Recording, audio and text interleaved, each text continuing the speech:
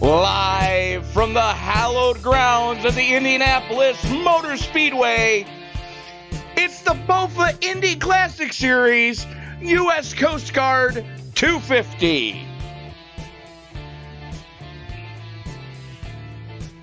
Tonight's broadcast being brought to you by the men and women of the United States Coast Guard. Nearly 90,000 strong, working to keep our borders safe.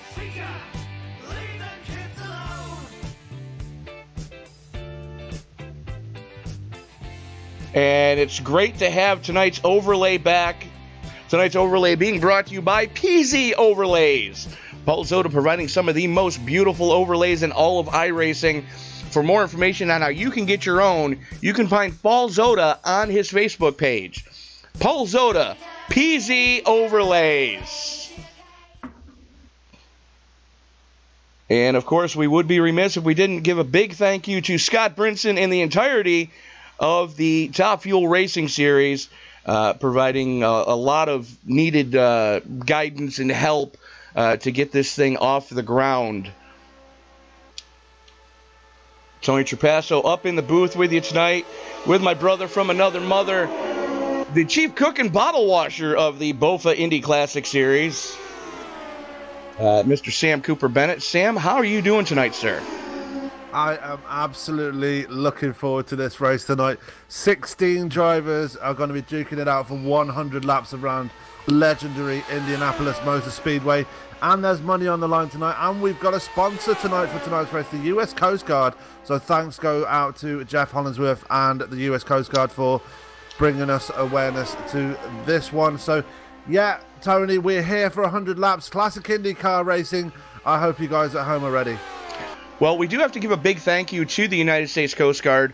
Currently busy right now in the southeastern United States. Those men and women working overtime to kind of shore up the shore, if you will, with Hurricane Michael wreaking hell on the southeastern part of the country right now. So those men and women really doing yeoman's work, if you will, to make sure that everybody is safe right now.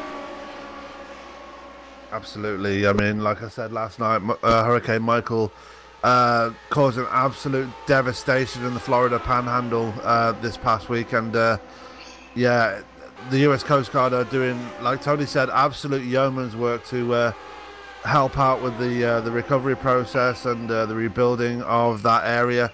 Not just the Coast Guard as well. I mean, the armed forces are there. The other armed forces are there, like the Army and the Navy and things like that, as well as the boys in blue, the Florida State Police. So yeah, it's a tough one for the guys up there, but I know the right people are there to fix it, and we got to thank them for that one. Well, here's a little snippet for you, Sam. You mentioned the rest of the armed forces, the Army, Navy, the Air Force, and the Marines, the other four branches of the 5 branches of the United States Armed Forces.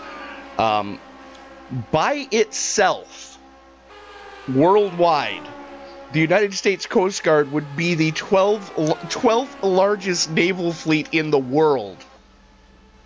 Just the Coast Guard. Absolutely. and the men and women, the almost 41,000 active duty members of the United States Coast Guard. You add to that the 7,000 or so reservists and the nearly 31,000 auxiliaryists, and then you add to that, you've got roughly 8,500 civilian employees. You're talking almost 88,000 men and women trying to keep the border safe here in the United States. Probably the most underappreciated branch of the armed services. Absolutely. So a big hearty thank you goes out to everybody that's serving in the Coast Guard. Absolutely. They do so much work, and they do so much for people out there. And the thing is, anybody that's ever watched Discovery Channel's Deadliest Catch knows just how important those men and women of the United States Coast Guard can be. Oh yeah, I mean, you've seen time and time again through that series alone that the Coast Guard can help out people that are in serious trouble, especially the guys running the trawlers and doing their daily job. And yeah, it's good to see that they're there for people that are in need when they're out on the seven seas, as it were. Absolutely. Qualifying underway right now, though, Sam. Yep. As we're following along with Mr. Paul Crumry in. Am I seeing a Skull Bandit logo on the rear wing of that car, or is it just an optical delusion? It's something similar. I mean, it's a No Limit Racing paint scheme, but I think it's done in the style of a Skull Bandit paint scheme, just not any Skull Bandit branding on it. Well, here's the thing: is back in the day, and I'm drawing a blank right now. The gentleman who directed Smokey and the Bandit. Help us out in the chat. You know who I'm talking about. Actually did own a Cup car and an Indy car. So, little trivia there. As Damon Martinez takes the Domino's Pizza number 3 to the top of the board so far. 4 laps of qualifying tonight. And 10 laps to get it done, or 10 minutes to get it done. Yeah, so they got a whole tail here as Damon Martinez has a 5/100th of a second lead over Garrett Maines, who's currently second.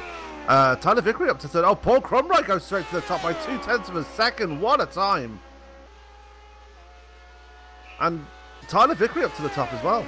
Wow, we've got some times coming in now, Tony. Sorry, I'm calling people by different names now. Because you've been broadcasting with Scotty on Thursday nights more than you've been broadcasting with me, and I feel left out. Anyways, David Martinez, 8 thousandths of a second. Yeah, here comes Garrett Maines now. 15 1,000ths of a second. Good grief. These guys are getting it. Absolutely. This is what you got to expect in this race. I mean, this is not like your normal run-of-the-mill IR18, DW12 or IR05 race. This is classic IndyCar racing.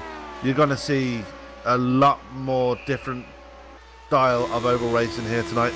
I mean, we've got a sneak preview when we went to Phoenix a few weeks back, but this is where they really let the engines go here tonight, and this is where it's going to all come down to. And next week we're going to have an even different taste of oval racing as we go to the famous Milwaukee Mile. Well, Sam, we're going to go on board with a good friend of ours, Mr. Kevin Paskowicz, as he's getting ready to, I believe, take his final flyer, as he goes 5th quick on the lap that we're going with here, but we're going to just let you guys go on board and experience what this thing's like from the cockpit. Yeah. The thing you got to think about when they go through these corners is that you can't be too aggressive when you're going through these corners, otherwise the car will not like it and it will just bottom out and turn around on you.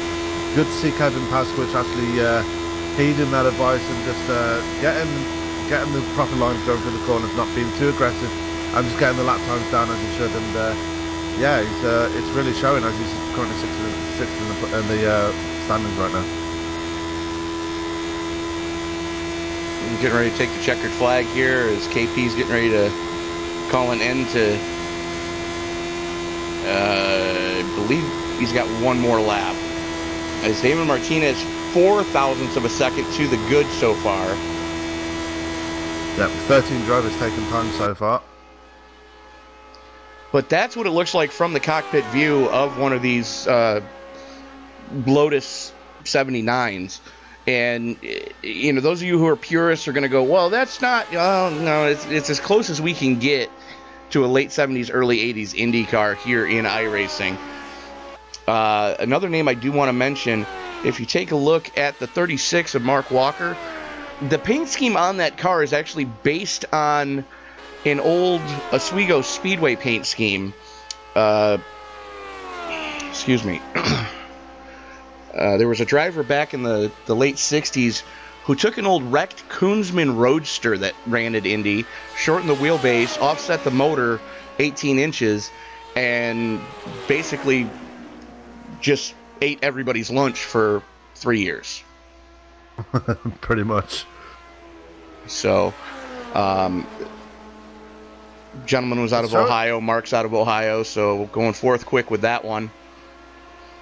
I was just going to say, I mean, Mark Walker, just while you were explaining what the car is about, he jumped up to 4th place, just displacing Paul Cromroy, who's now dropped to 5th place. Jeff Hollingsworth up there. We've got 14 drivers taking time. Scott Brinson, the slowest right now, with a 49.592. Well, he's still getting it wound up. Yeah, I'm sure he'll improve on that as the time goes by. Jeff Hollingsworth. Hollingsworth to the top of the board. Rocking the old Al Unser Jr. paint scheme when he was with Gallus Racing. Yep, 6/1000ths of a second the gap, and it's just that close between these guys. It's awesome to see. Well, you take a look at the top 9, they're separated by less than a tenth. Yeah. And the biggest gap in that whole area is from Paul Crumry in 7th to Tyler Vickery in 8th, 43 thousandths. This is going to be a close race. Oh yeah, this is gonna be a real fun one to watch. Yep, as we're just about 2 minutes and 40 seconds to the end of qualifying. Garrett Main's jumping up to 3rd as well. I think he already put that lap in, but yeah, we've got really tight qualifying. It means we're going to have really tight racing as Scott Brinton improves on his time, but still unable to get the off the bottom of the board there of the people that have taken time. So Scott Brinton struggling early on here. Well, if you take a look at everybody who's put a good time up, it's been on their 4th flyer because they've been able to burn enough fuel off by then to really, blister one. I don't know if Scotty's going to get all 4 of his laps in those. There's only 2 minutes left, and he's just starting lap 3. I'm sure he's got enough time. I mean, it's 48 seconds per lap, so he'll get it just within time. He'll be close.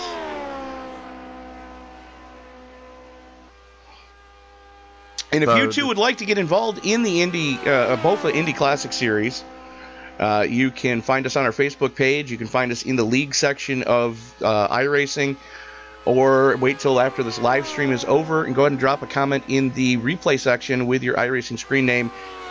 And Sam and I will get you an invite sent to next week's event at Milwaukee. Yeah, I just want to touch on Milwaukee there. That is going to be one difficult race to contend. I mean, we've seen in the other Indy cars, the IR18s, the IR05s, the DW12s, those cars really struggle around here. But I got a feeling, because it's a classic track, using a classic car, this might be something to savor here. We'll talk after the broadcast. Maybe not then.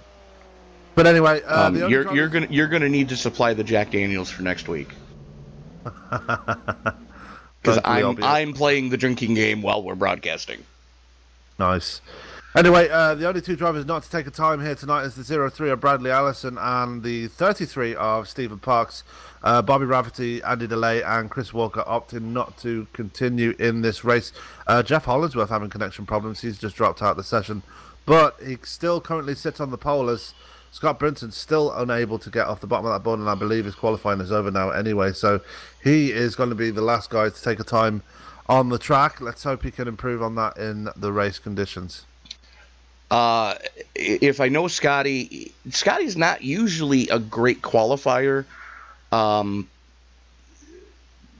So, look for him to really make some headway once we get some green flag racing going, because that's where Scotty's wheelhouse is when we get those long green flag runs.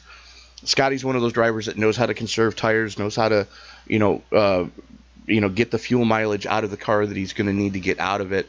And, I've got really no fear about that one, as cars starting to grid up now, and we're going to take a quick look at our starting grid. Supposed to be starting up on the pole out of Carolina is going to be Jeff Hollingsworth. Jeff might be having connection issues due to Hurricane Michael. I believe that's taking course directly through the Carolinas right now, so hopefully he can make it back. He's joined with Damon Martinez. Row number 2 is going to go to Garrett Maines, and he's joined with Indiana native Sean Scott. Row number 3 is going to see Michael Jeans, who we can't thank enough for providing tonight's setup for the race tonight, and he's joined with Ohio native Mark Walker. Row number 4 is going to go to Mr. Paul Crumry, and he's joined with Tyler Vickery. And row number 5 is going to see Kevin Paskowicz and the little Aussie Kevin O'Brien. Sam? Yep, row 6 will consist of Connor Ojeda and Stuart Lumpkin. Row 7 will be Johnny Antonucci and Scott Brinton. Scott Brinton, the last driver to take a time here tonight. Row 8 is going to be Bradley Allison and Stephen Parks. And yeah, Stephen Parks is going to be starting shotgun on the field of 16 here tonight, as for some reason Michael Jeans is just disconnected at the wrong time. Oh boy. Now he might be having connection issues. So all of that team having connection problems tonight. No, he's dropped out of TeamSpeak as well, so I'm guessing he's done for the night. Unless the connection issues are that bad. And we've still got a couple seconds left here to see if the man who won the pole, Jeff Hollingsworth, is going to be able to make it back in time. He is back in the session, so he will be in the race. He will be pit starting, though. Yeah, that's going to be a hard one. That's going to be a tough one. So that actually hands the button to Mr. Garrett Maines. Yeah. So that's going to please the championship leader. What's going to please him even more is that 2 of his championship contenders, most notably, namely Nate Siefka and Sage Karam, not attending tonight's race. Sage Karam still recuperating after breaking his hand last week. Nate Siefka just decided to take the night off tonight, so one with an injury, one just wanted to do his own thing. So Garrett Maines looking to extend his points lead here tonight. He's not going to have it easy though, because Sean Scott is up there too, as is Jeff Hollingsworth. But Jeff Hollingsworth, we've just found out, is going to be starting from pit road. So yeah, Jeff is going to very much have an uphill struggle here as we go into turn 3. Field working its way through the into the 3-4 complex. Garrett Maines going to be starting with. Excuse me. Tonight's heartburn brought to you by Goulash. Joined with Damon Martinez. And I keep busting on Garrett that we've got to get him an actual paint scheme for that car. Field working its way out of turn number 4. Maines going to have the button.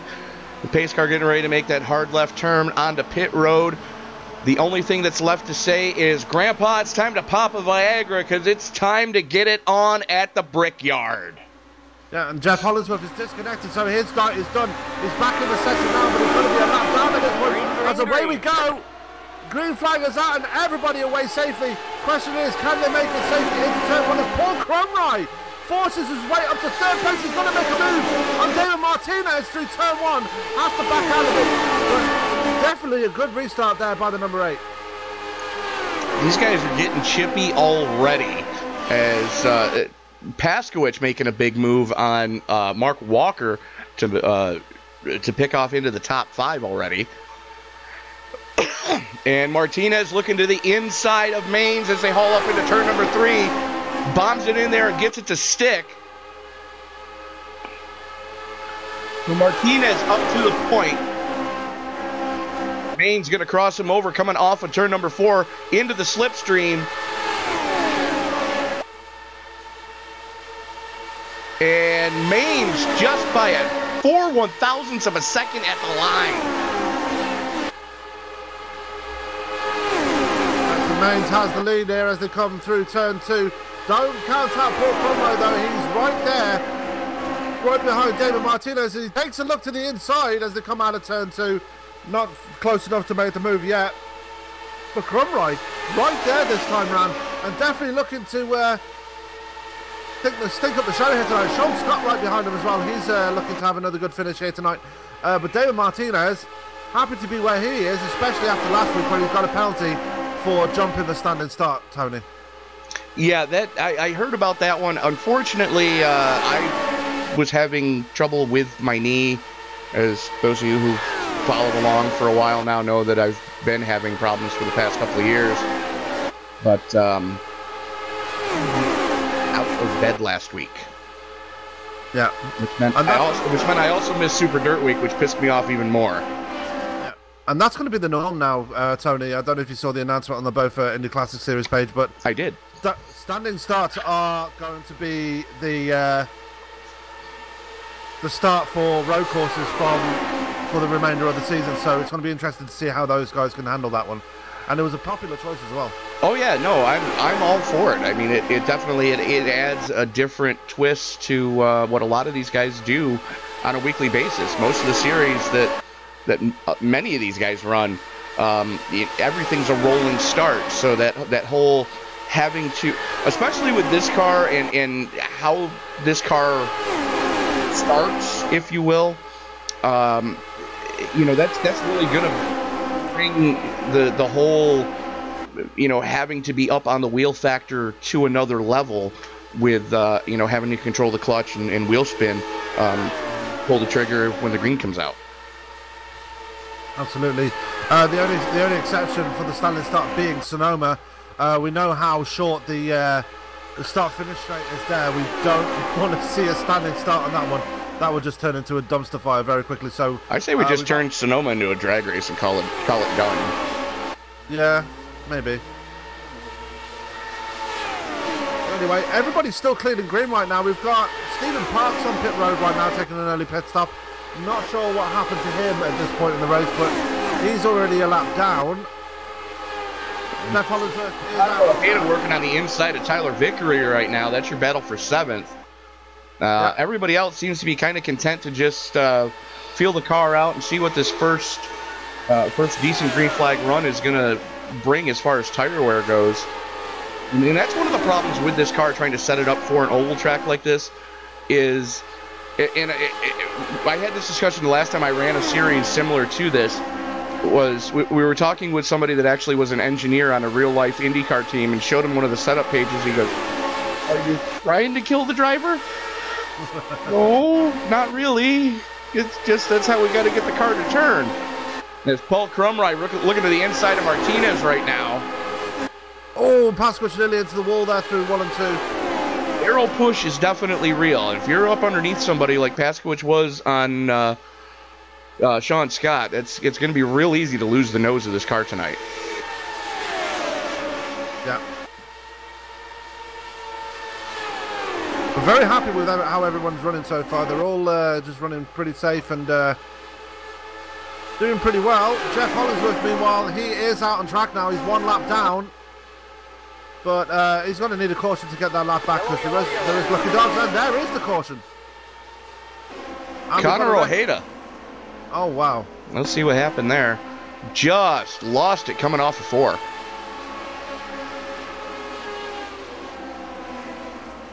Not a bad run there, 7 laps. So let's back that up we're going to back that up again just a tick. It looks like here they are coming into turn number 3. That's Ojeda on the inside in the old Newman Haas paint scheme in the 17 there. Working to the inside of Tyler Vickery. Catches the rumble strips, gets a little wiggle coming off of 3, able to collect it back up. And then gets a big bite of the rumble strips in turn 4, and around she goes. Yeah, luckily did not hit anything, so good save there for Ojeda. That's going to put him on the back foot, and also that's going to put Jeff Hollingsworth back on the lead lap, so he got that caution that he wanted here, Tony. Absolutely, and that's really going to be a big help to Hollingsworth. I know it's not the start that he was looking for, but he is back on the lead lap, and look for him to make some headway, because he was strong all practice long. Yeah, and obviously he got the pole here, so he'll be looking to make his way back to the front as quickly as possible. Ojeda also and looks like wholesale pit stops happening, Sam. Yeah. Garrett Maines is going to bring them down pit road as Martinez is going to bring them down. Crumry, Scott is coming down. We've got a couple of people staying out, though. That's Kevin Pasquich staying out. And Mark Walker. Well. Yeah. So the 2 drivers driving purple People Eater cars. And speaking of the 2 purple cars, we would like to remind you that October is Domestic Violence Awareness Month. Purple being the color to represent domestic violence awareness. We do want to just mention that there are outlets if you are in a situation where you know, a loved one is if you're not in a safe situation, let's put it that way, there are outlets that can be reached. There are people to call, there are numbers to call. Or just reach out and get the help. Absolutely. And as we alluded to last night, and this is one thing that I'm quite happy has happened. If you're going through domestic abuse, then just pick up the phone and say, "Hey, what would you like on your pizza?" That is a sign. That is a call sign for the cops to say, "Look, I'm being abused. Come and help me." And yeah, it's that. If you do something as simple as that, then you're going to be in a good situation from that point onwards. Because and Sam and I both know people who have done it in real life, and it works. Yeah, and definitely works. You've got to be strong when the cops do show up. Press the charges. Press charges. Get that person out of your life, because there are other people that care about you. Yeah. So, anyways, looks like we had 3 people staying out under this caution. 8 getting ready to start lap 8 of 100. Mark Walker, Kevin Paskowitz, Stuart Lumpkin all staying out. Damon Martinez winning the battle off pit road. Yeah, that's after Garrett Maines overshot his pit box, so he had to reverse almost half a pit box to get back into his own pit box. So Garrett Maines having huge problems on pit road. Still lucky to get out second off pit road, though. And that's something that we've mentioned in the past, that this car drives so much differently than what a lot of these drivers drive normally. You know, you remember, you know Garrett from the Top Fuel Racing Series with the modern day Indy car, you know, with its anti-lock brakes, with its traction control, with its pit road speed limiter, with its sequential gearbox. So you can get caught out if, you know, you get too used to the modern amenities, if you will. Absolutely. I mean, this is like you've said a few times before in previous races, Tony. This is a niche type of car, and it's going to be. It drives so much differently to how you would drive it with a modern Indy car. And I've said to the drivers here tonight, if you want to win this race, you're going to have to earn it and drive the car. You're going to have to drive this car, and people are going to get caught out. I mean, Conor O'Hader got caught out as well by just hitting the rumble strip, and it just went round on him. Yeah, that's one of the things that you're going to really need to be careful of tonight, is watching to make sure that you can flirt with that white line, but stay off the curbing, because the setup that's in this car, to get this car to make the corners here at any form of speed, snap, see you bye. Blap, snap, see you bye. Yep. As Kevin O'Brien bringing down pit road again, Jeff Hollinsworth going to bring it back down pit road, so they're getting the top off of fuel there. As we are 1 to green, so Tony, do you want to get them going this time? Well, you're going to have Mr. Mark Walker leading them back. He's going to have the button in the Flintstone Flyer. He's joined on the outside of row number 1 with for Kevin Paskowitz in the Pulmonary Hypertension Awareness number 7. Texas boy Stuart Lumpkin going to be joining Damon Martinez on row number 2 as the field working its way into turn number 2. So, you know, this race is really starting to shape up to something that's impressive, Sam. And my hat's off to you and the entire setup committee. You know, Michael Jeans providing tonight's setup. Can't thank him enough for the yeoman's work that he's been doing. Can't thank you and Scotty enough for figuring out how to make this whole thing work. So yeah, this is fun. This is fun to even be up in the booth And if my knee was feeling better, I'd love to be on the track, but I had a hell of a time just getting from the bed to the desk today. Yeah, because Indy owes you one. Indy owes me a big one. Yeah. Especially after the Summer Lights Series race, that definitely owes you one. No. That was my own stupidity there. Anyway, it's going to be interesting to see how David Martinez handles the cars in front of him. He's on fresher tyres here. So 8-lap difference between Martinez and the 3 cars around him. So, yeah, it's definitely going to be interesting to see. Now, the good news is with this car, it hates cold tires, but when you get the tires warm, you're golden. Is the pace car getting ready to make that hard left turn? Pace car is in. Walker has the button and pulls the trigger. We are back underway. Green flag, green flag. wow, and you saw that cold tyre situation coming into effect there. They're getting very squirrely on the restart, but they're finally underway. Mark Walker and Kevin Pasquich gapping the guys behind him already.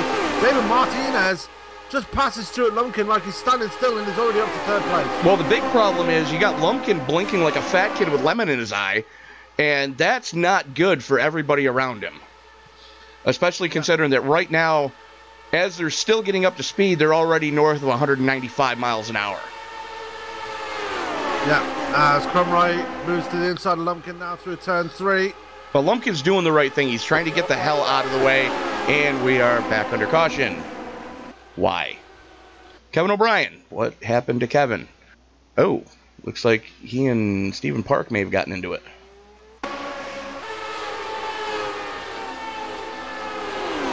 Nope. Kevin just looked like he may have lost it on his own there. Let's see what another view looks like from that one.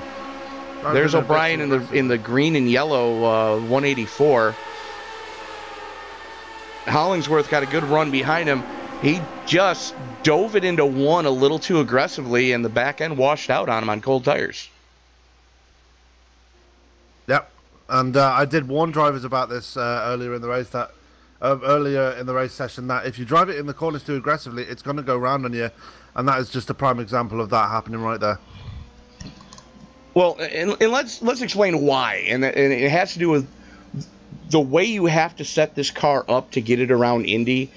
I'm going to use the Cup car as an example, and we're going to talk about crossweight. Now, for those of you who don't understand what crossweight is, it's the if you put a car on 4 scales and put a scale under each tire, 50% crossweight means that on the right side and the left side of the car, there's even weight distribution.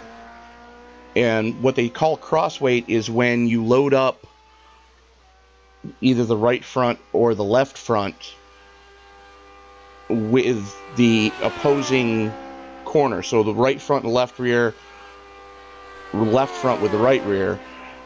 With a Cup car around Indy, you're running somewhere in the neighborhood of 52 to 53%.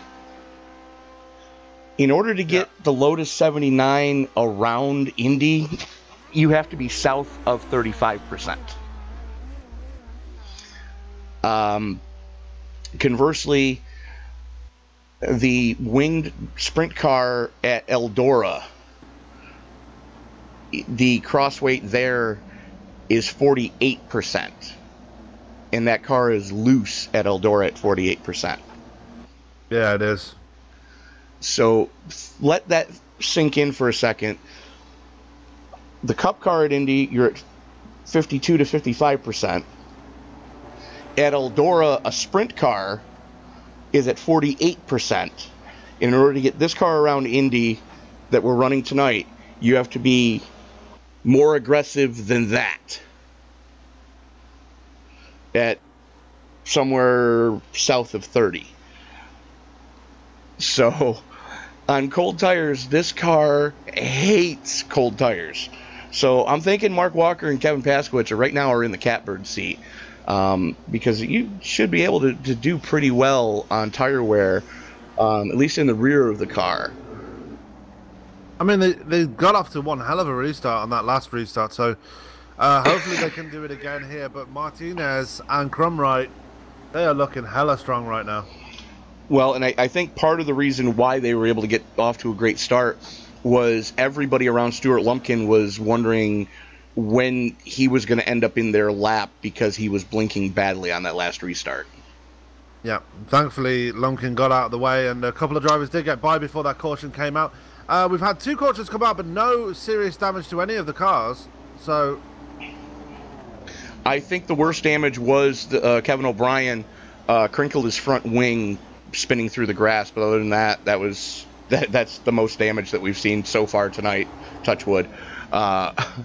So going through our top 10 now, we've got Mark Walker, Kevin Pasquich, Damon Martinez in 3rd, Paul Cromroy in 4th, Stuart Lumpkin holding on to P5 after that restart with him blinking with connection problems. Garrett Maines, pit stop troubles during the first caution.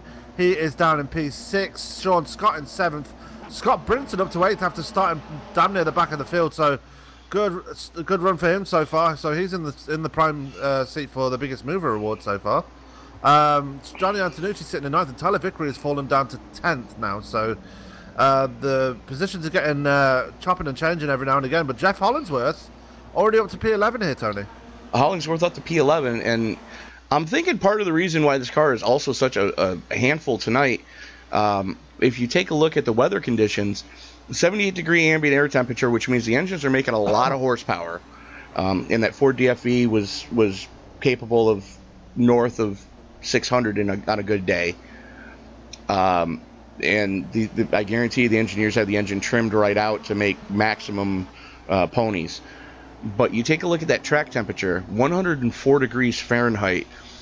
That means this track is hot and it's greasy. And if you look at all the rubber that's laid down on that racing line, these guys are going to be fighting for it.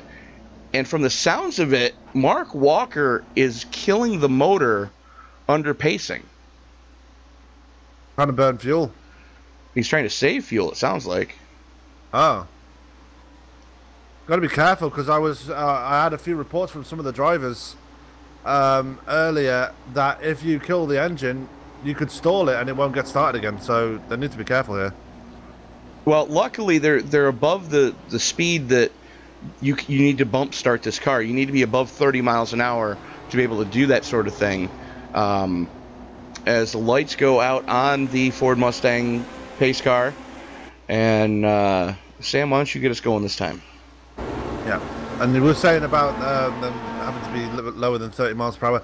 They are running at a pretty healthy 74 miles per hour right now, which is the pacing speed around here. Well, 75 miles per hour, but they're just a tick under that. Yeah, Mark Walker currently sitting in the point right now. Pasquich in 2nd. Hopefully he's going to get a good restart along with Mark Walker. But Damon Martinez and Paul Cromroy, watch for them just behind them. They're on fresher tyres. Got one hell of a restart. And they're both looking strong so far in this race. And don't count out Garrett Maines either, or Scott Brinton. Brinton's already charging through the field. Garrett Maines, well, back after the pit stop in the first caution, but he'll be back at some point in this race. Do not fear. Jeff Hollingsworth as well, back there in 11th place. He's going to be one that's going to be pushing his way through the field. He's starting on the inside of row 6, just alongside Bradley Allison. But here we go, we're coming round turn 3, and Lumpkin is starting to blink again. Yeah, that's not what you want to see just before you restart. Nope. Into turn 4, and remember, this is the warm-up before we go to the Indy 500 in 2 weeks. Just under 2 weeks time. So if you want in on that, just make sure you get your $15 into Scott Brinton via PayPal, and you can get your name in on this race. But on this race, we're about to get going again. Mark Walker wastes no time in getting going. Kevin Pasquich struggling on that outside line. That's invited Cromroy and Damon Martinez almost onto the back end, but Pasquich able to get it going again and able to get up to the back of Mark Walker. Mark Walker got the dream restart there. He has got that car right in front, and he's able to control it from that point onwards. He's able to control it as Cromroy able to make the outside line work on Martinez. And we got the Indy Snake starting already. And Mark Walker playing both halves against the middle. Pasquich making a move to the inside. hauls it off into turn number 3. They're still side by side coming out into the short chute, going into turn number 4. Paskowicz and Walker side by side as they come onto the front stretch.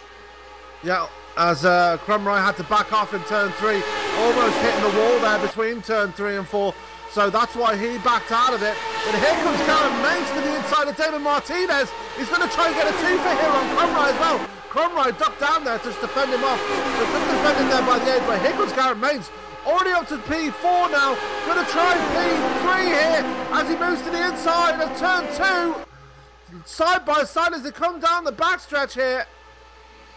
Walker dropping all the way down to the grass to try to break any draft that Paskowicz is going to get off of him.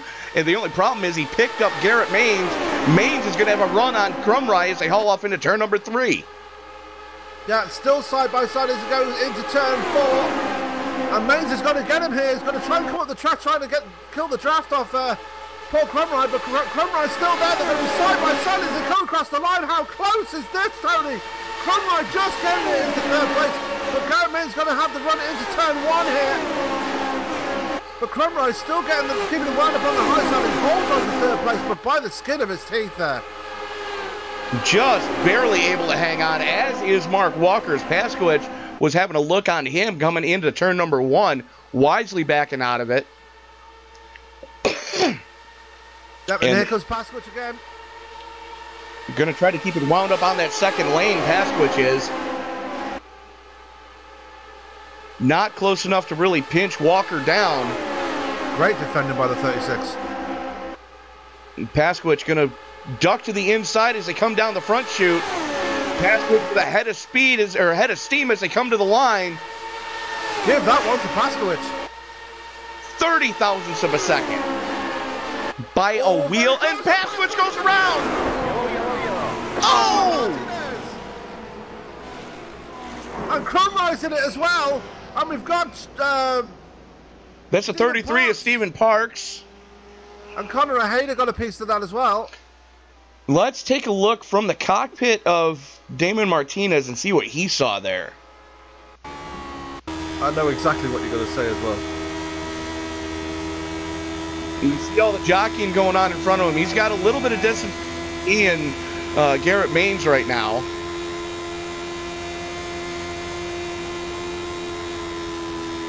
Paskowicz throws it into 1 and just the back end washes around and boom, race car to the face.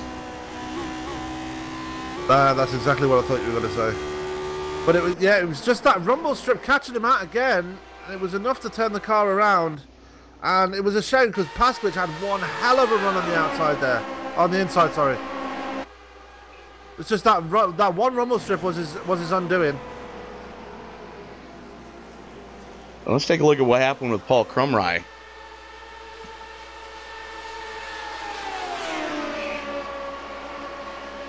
His car got destroyed on that inside wall. Oh, he spun it trying to avoid Paskowicz and just destroyed the inside wall. Nothing left of that number 8 car now. Jeepers. And, oh, man, Jeff Hollingsworth caught a... No, that wasn't Hollingsworth. It was Connor Ojeda who caught a piece. Yeah. To the right. Wow. The right end plate of that front wing is missing completely. Wow. Yeah. That just happened suddenly. It was, and all it was just one wheel on that rumble strip. And that's all it takes. Yeah. I mean, this car is right on the ragged edge. I mean, if you've never really set up a car and you don't realize just how far onto the ragged edge this car really is here at the Brickyard. Yeah, Paul Crumroy is out of the car while he's waiting for that car to finish towing. You want to talk to him? No, he's probably going to be extremely pissed off right now. So, meanwhile, Bradley Allison and Kevin O'Brien, the two Aussies, making their way to the front as they stay out of pit road. Interesting. Two Aussies working together, maybe? We know that the two of them, especially on these longer races, they like to kind of pit off sequence, if you will, to try to stay out of trouble. So I'm thinking that might be what we're seeing here, as Allison staying out to get a bonus point, it looks like. Yeah. And there are bonus points for leading a lap here, so he's definitely got that anyway. As Garrett Maines wins the race off pit road, Mark Walker losing 3 spots there in the pit road, as Jeff Hollingsworth's out there right behind him.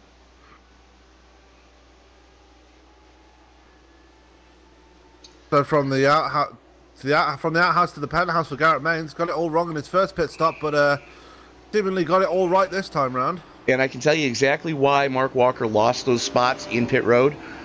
Fuel. He was one of the only ones to stay out under that first caution. He burned more fuel off than everybody else did, so it took 2 extra seconds over. You compare his stop in stall to Sean Scott's. Sean Scott was a 5.2 in his stall. Mark Walker was a 7.3. So that extra 2 seconds is just because of the fueling rig. And Kevin O'Brien bringing it pit side this time. And for Bradley Allison staying out, so Mr. Allison knows something that we don't. I'm thinking he saw what Walker was able to do on used tires and less fuel last time, and he's going to try to do the same thing this time.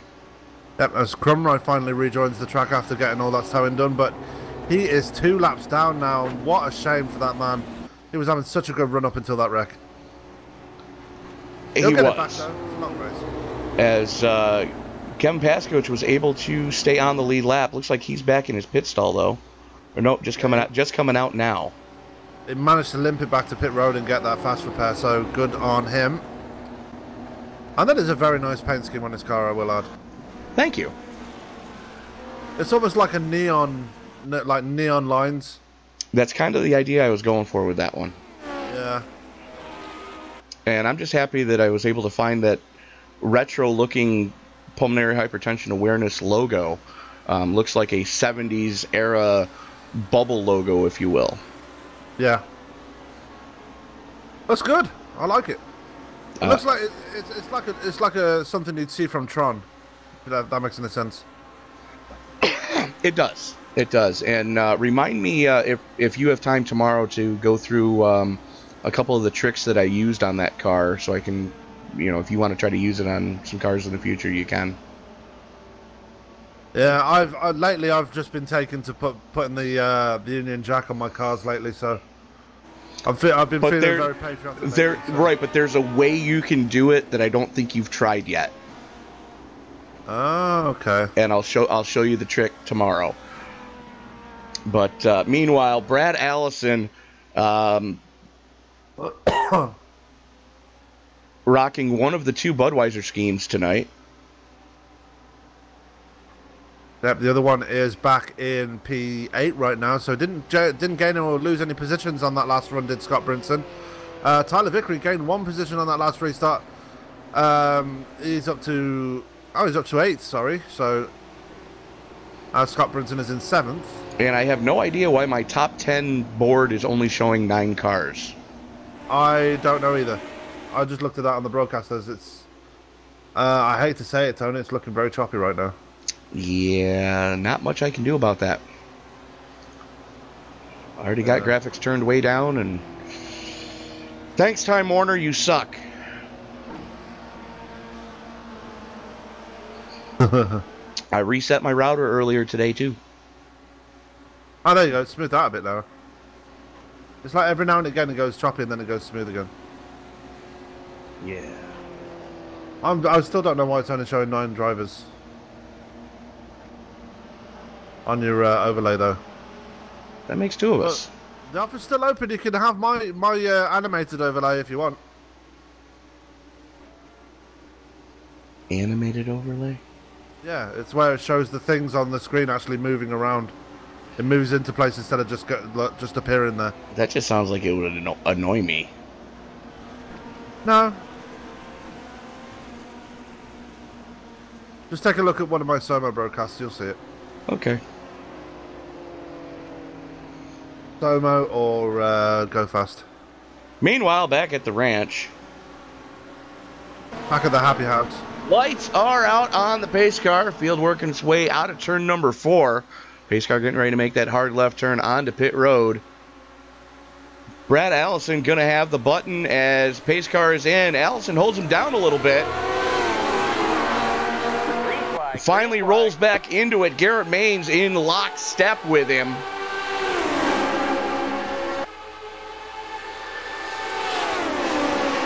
Still side by side as they haul off into turn number 1 through the short chute. Pack of angry dogs behind him though. Maines keeping his foot into it, keeping it wound up on that high side. And Allison just pulling over. Looks like he's just going to let those guys on fresher tires go. Yeah, and look who's right up there with the leaders, Mr. Jeff Hollingsworth. Remember, he started from pit road after having connection issues. He's already up to P3 now and chasing Sean Scott hard for that 3rd spot. As it looks like problems for Mark Walker there. He's got Tyler Vickery on his outside go by. Vickery on a charge as well now. He's up to P7 and he's looking to make his way further in the field as he's almost right in the back of Damon Martinez right now. Vickery trying to figure out a way by Martinez as Brinson goes side by side with Walker into turn number 1. Walker shuts the door on him though. And Hollingsworth is up to 2nd. Yeah, Hollingsworth, the pole sitter. He was meant to be the pole sitter, but that was given to Garrett Maines. Would like to be back at the front of the field now. He's going the right way about it as he's reeling in the leader. Hollingsworth on a charge now. And he's one of the people up there in the championship running. So Garrett Maines did not want to see this. I know he's his teammate, but he's also a championship rival. It's like Hamilton versus Rosberg all over again.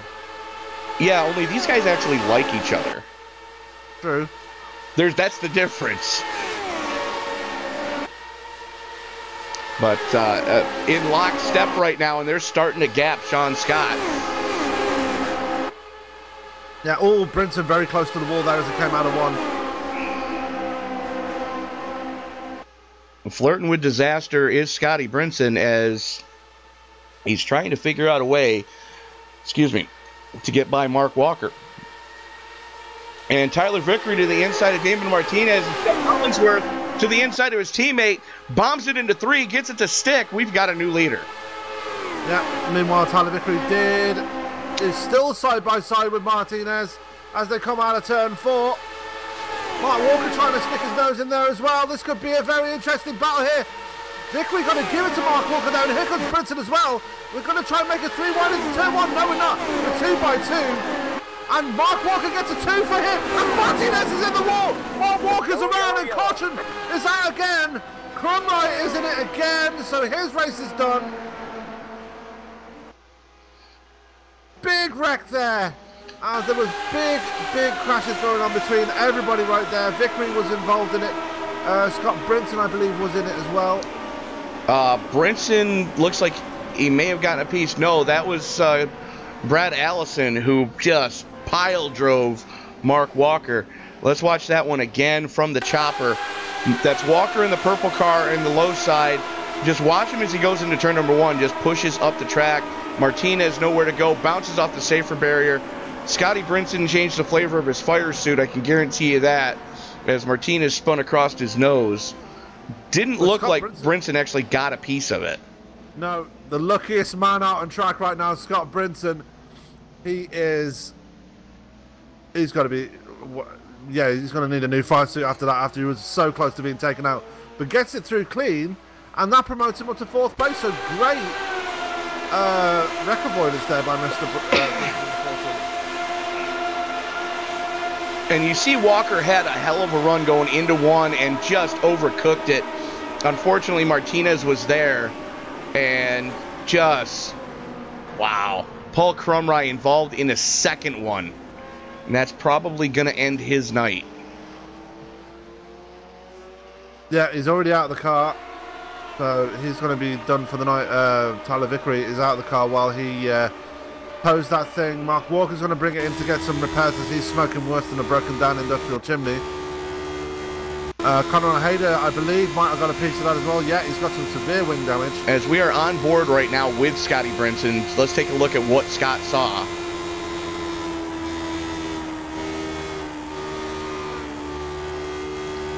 I didn't hear any tings. So it looks like Scott may have gotten through clean. He did. He didn't get hit by a single thing. As Paul Crumrye has finally put his car on the hauler. Well, that's definitely one of those moments that'll change the flavor of your fire suit for sure. Well, Tony, do you want to have a word with Scott and see how he's feeling after all that? Scott Brinson? Yeah. Yeah, go ahead. That's I think he's making a pit stop right now, so I'll wait until he's finished with that, and then I'll speak to him. Looks like he's down and away. Wait for him to get off pit road before you talk to him. He's clear of the commitment cone, so you can bring him in. Yeah, I'll wait till he's back on the backstretch. Probably a good idea, because we got yelled at last time we did that. Yeah. I don't want to be that guy. As Bradley Allison's still circulating the track with a damaged front end. Not sure what's going on there. I know he's in pit road now. He's able to get it fixed, but let's go and talk to our good buddy, Mr. Scott Brinson. And here he is. Scott, Sam up in the booth. You got me, sir? Yes, sir, Sammy. What's going on, buddy? Not too bad. Did you require a new fire suit after that pit stop? No, I'm good. That was a pretty scary incident to be in. I mean, luckily you got away unscathed, but definitely not. It was any closer, you would have been out of this race right now. Yeah, from just being in the car and being out in practice and stuff, I kind of knew how the cars were going to react once they started to lose it. And obviously, when they hit the wall, they'll bounce down to the inside of the short chute there. And I wasn't anticipating there being two cars there losing it, but we just worked around it. And unfortunately, a bunch of guys behind me, including my teammate Paulie, got caught up in it. And it's a damn shame that Crumrye's out of the race. Yeah, Paul was having such a good run up until that first wreck, but with that wreck happening, though, it does promote you very close to the top 5 now as this race progresses. We're getting up to coming up to lap 30 now. So, what do you think you got for these guys as the race progresses? You just going to sit back and wait for the opportune moment, or is it going home from here onwards? No, I'm just kind of hanging right now. I'm having connection issues. My connection sucks for whatever reason, and I'm having register problems with the pedal again, registering full throttle. So we're just going to kind of manage that for a little while. Ride here for a bit till we get towards the end. We'll start racing it up there in the last 20-25 laps, so the fourth quarter. Scotty, Thrustmaster pedals? No, V2s. Okay. It's my connection. This shit happens whenever I got a bad connection for whatever reason, and it started right after the race started. So, but either way, you've still got support there. You've got Kevin O'Brien starting almost right next to you, so at least you got support from a teammate there. Do you reckon you guys can work together and make your way to the front eventually? Well, we haven't had a long enough run to see how this is going to play out as far as the tires go and how the racing is going to work out after we start getting some laps on the tires. We keep getting all these quick cautions, so if we keep getting these quick cautions, I guess it's a matter of just keep running until we ain't got hardly nobody left and go from there. Okay, Scott. Well, good to hear from you again as always. Good to see you manage to survive that wreck, and yeah, good luck for the rest of the race, and hopefully we'll be speaking to you post-race.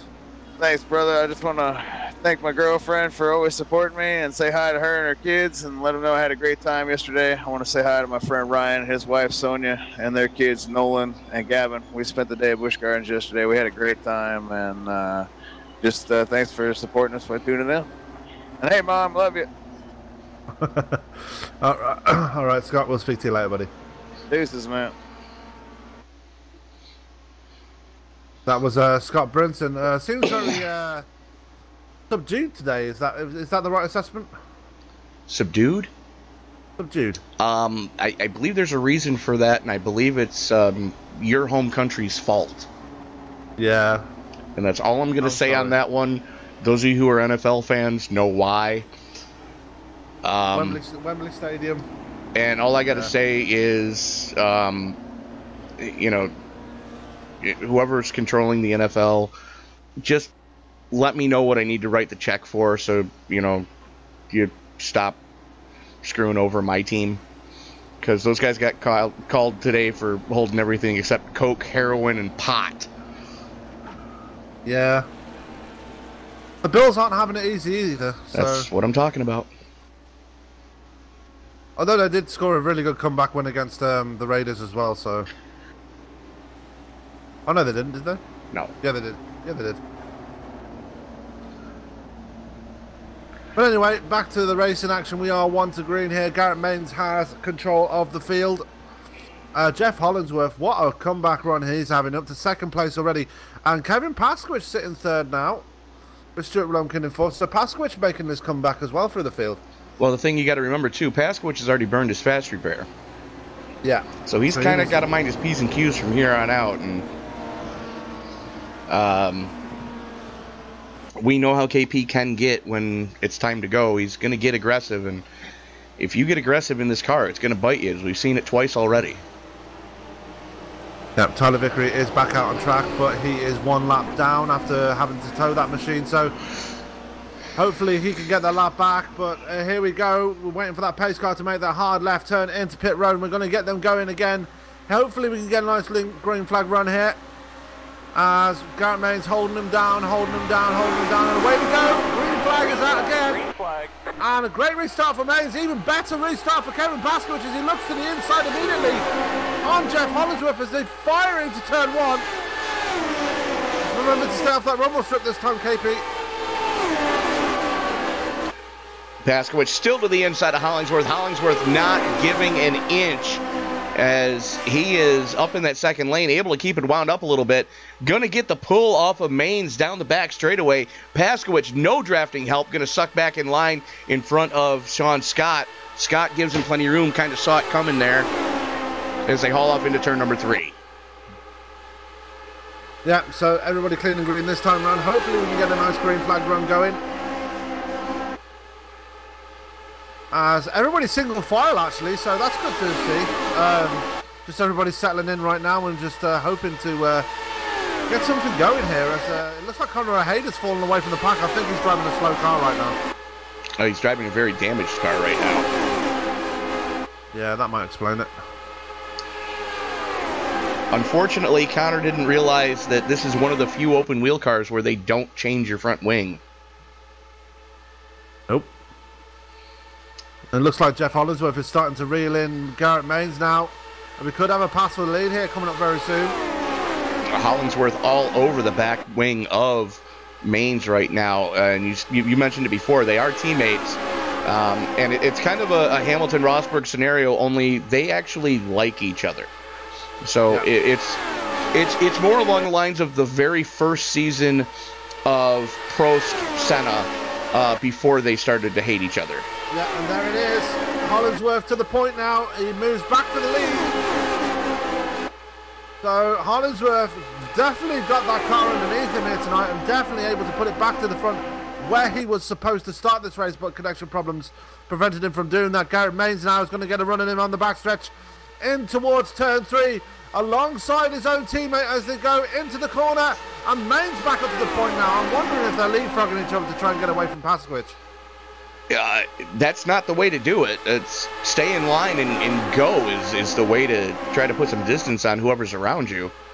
Because all you're doing when you get side by side, you're punching a bigger hole in the air for that guy behind you to come through. It's a drag race to the line, and give that lap to Maines. Yep, as Hollingsworth moves back to the point again, almost touching that rumble strip. And we've seen how that hurts people in this race so far, so definitely not going to want to do that in this car. We've seen it happen to Kevin O'Brien and Kevin Paskowicz, so both the Kevins having problems with the rumble strips here tonight. And the one thing you want to do is you want to be low, but you don't want to be so low that you're flirting with the grass. And while Hollingsworth and Maines are fighting it out here for the lead, Paskowicz has actually reeled them in. And now we have a 3-car battle for the lead here, as Paskowicz has put a gap between himself and Sean Scott as they come down the start-finish straight. Is Paskowicz going to get a big enough toe to try and challenge for the lead? Answer is no right now. Hollingsworth's got to play defense right now. He was hoping to play offense on Maines, but he's got to play defense to Paskowicz right now, and that's letting Maines kind of start to pull away. Yeah, but not by much.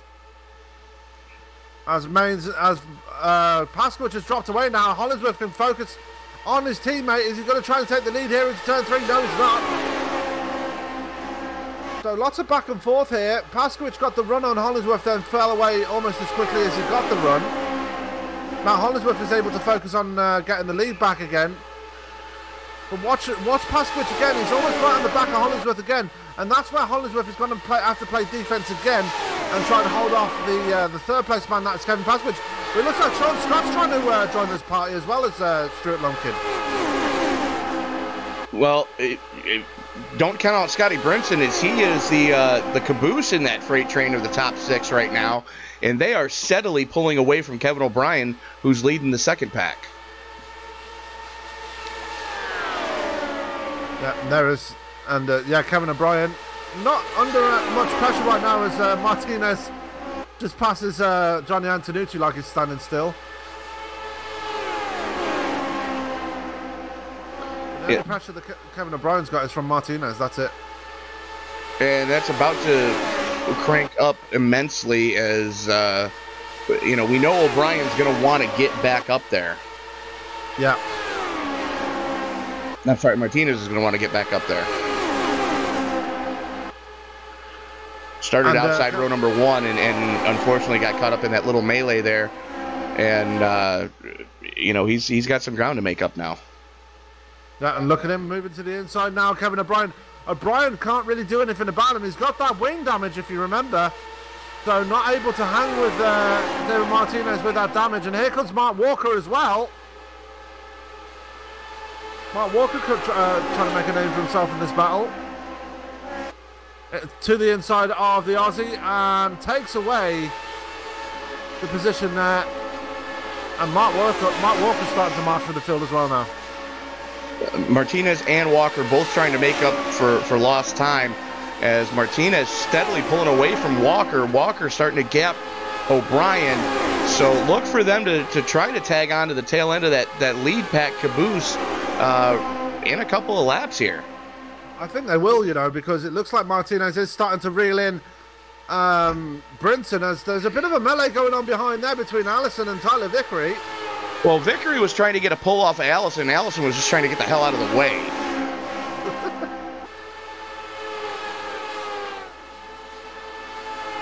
As we're still following along with Martinez and Walker, and they are starting to reel in Scotty Brinson. Yeah, and Hollingsworth making a bid for the lead as they haul off into turn number 1. And he gets it. Good move there by Hollingsworth. He gets it. I think these guys are just kind of feeling each other out right now to figure out when they've got to time their runs to make that last charge for the finish line. Yeah.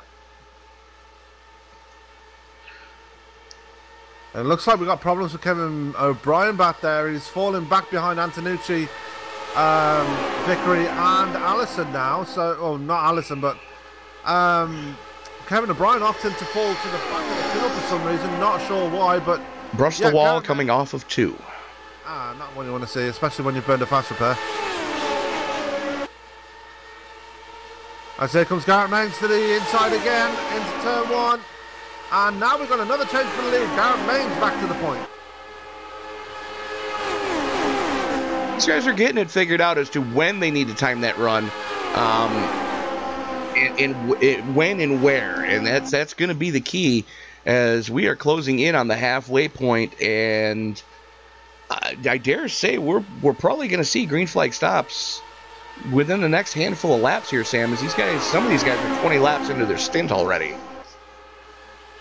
Pretty much, as it looks like Kevin Paskowicz starting to reel in Hollingsworth again. Paskowicz was defending from Sean Scott for a while, but now has found some more speed in that number 7 PH aware machine, and he's trying to reel in Hollingsworth, but Hollingsworth has got bigger fish to fry. He's going to try and get a run on Garrett Maines as they go into turn 1. Bit too far back to make the move this time, but now he's got to defend from Kevin Paskowicz. Paskowicz got an even better run into turn 1 there. Has to back off there through 2. He's got to be mindful of what he did the earlier in the race too, where if you try to cut under somebody in the mid corner, it's gonna snap around on you. Yeah, Paskowicz taking a look at that. And we are at the time of the race too, where you've burned most of the goodie off the tires. As there it is. Scotty Brinson caught the grass. Yellow. Oh no, he didn't hit anything though, did he? He didn't hit anything, but he did catch the grass. Let's watch this going into turn number 3. Caught a lot of the grass. Looks like he had to chase it down the track. Just threw it into turn number 3 a little too aggressively, and around she went. Luckily was able to not get any damage, not hit anything, and nobody hit him. So, you know, that's kind of a good omen, if you will. He didn't even get any wing damage from going over the grass either, so that's good. That's got real lucky there. I think he's got a lucky rabbit's foot in his cockpit or something, because everything that's happened so far tonight, he's got around it. He's got it somewhere. As pace car collects the field, and we are going to step away for a word from our friends at Low Budget TV. Okay. Down into turn number 1. Another slide job and crossover. The brakes are glowing on that left front as we go 3 wide for the 3rd spot.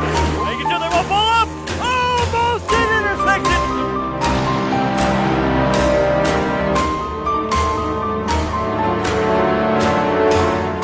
Almost pushing each other into the intersection and around.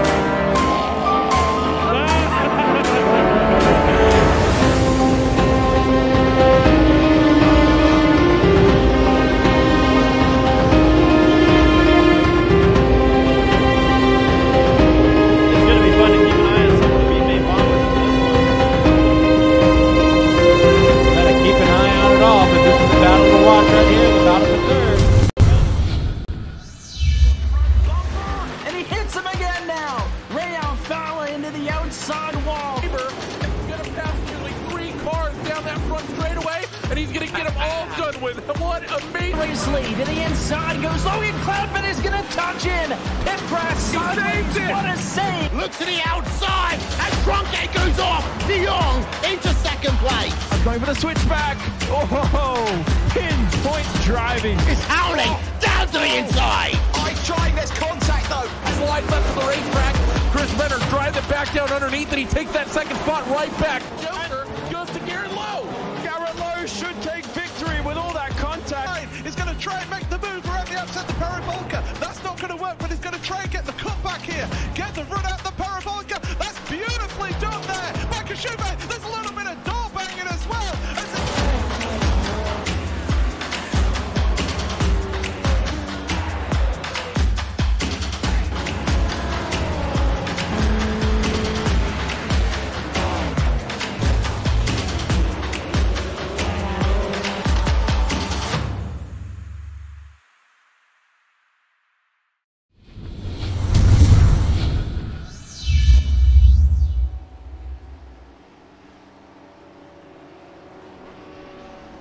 And we're back at the Brickyard.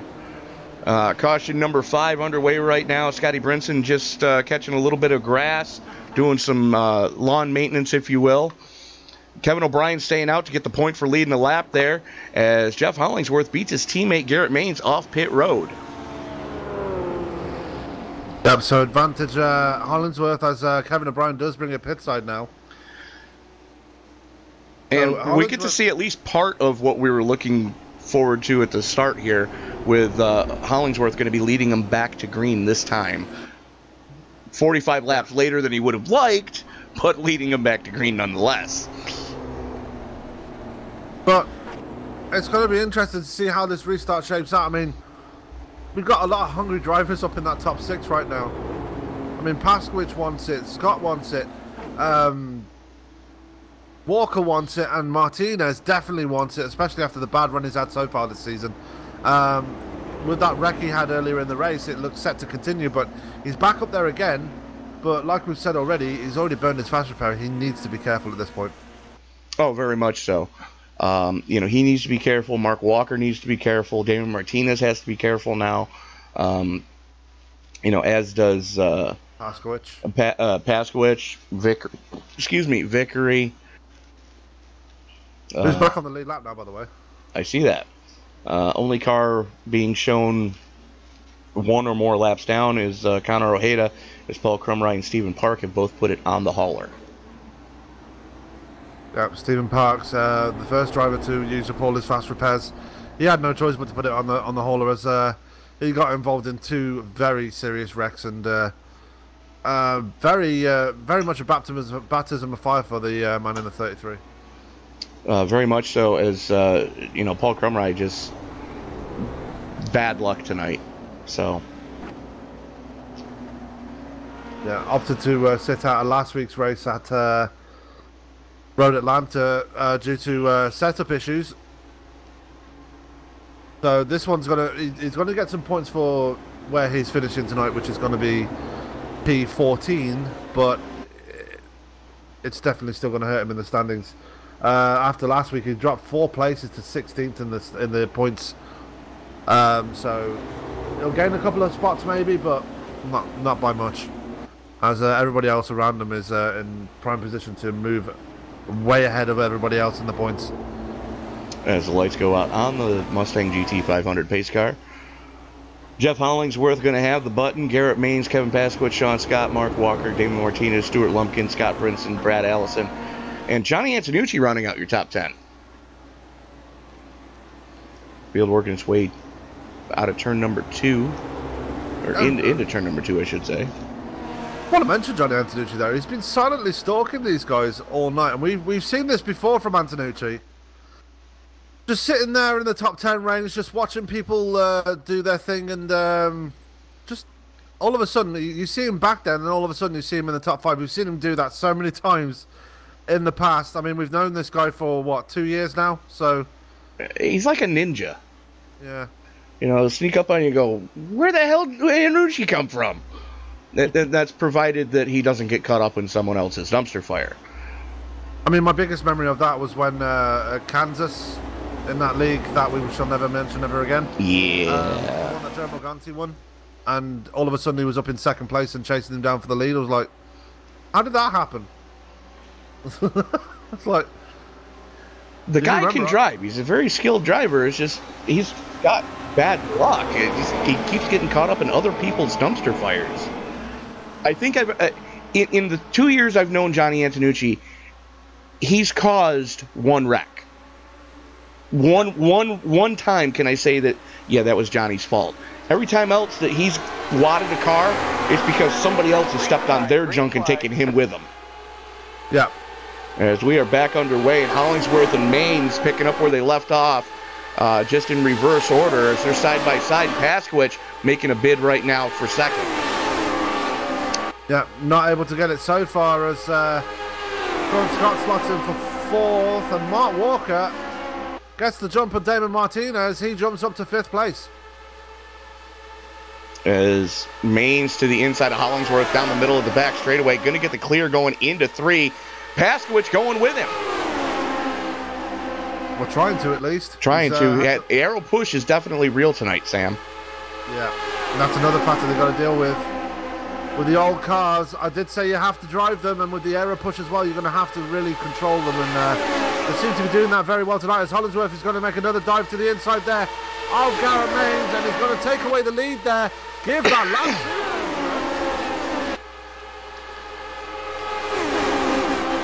Hollingsworth and Garrett Maines trading spots here, and that's going to be frustrating the hell out of Kevin Pasquich, because he just wants to be up there too, but he just can't seem to make that extra step forward and pass one of these guys.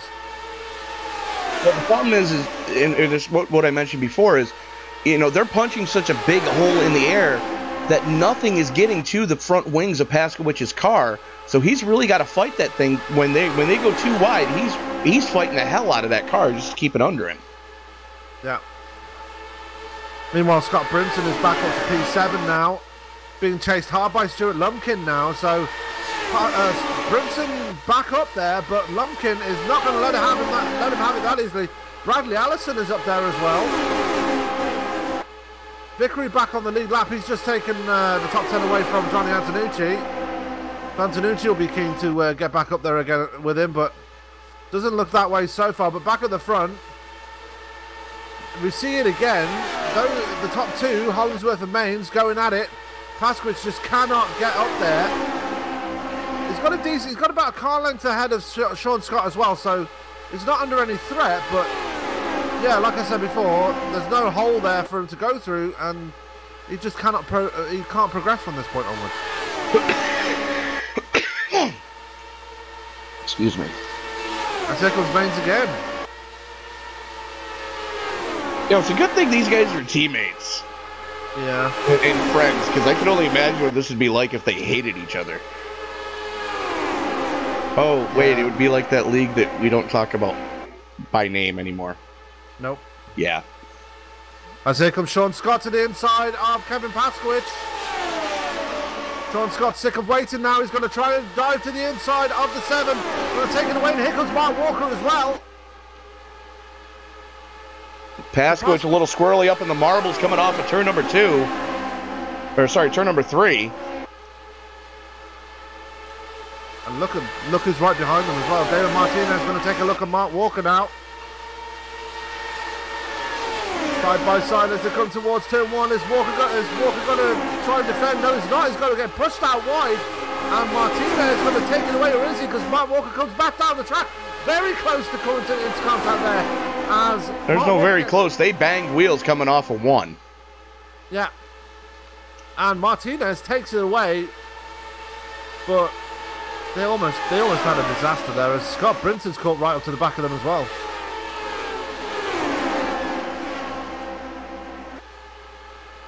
And the last time these guys were side by side, we saw it end kind of poorly. So everybody trying to mind their P's and Q's, is both of them have already burned their fast repair. And come to think of it, it was the same kind of scenario, and Scotty Brinson was right with these guys the last time too. Yeah, he was. As we're just past halfway as well, Tony,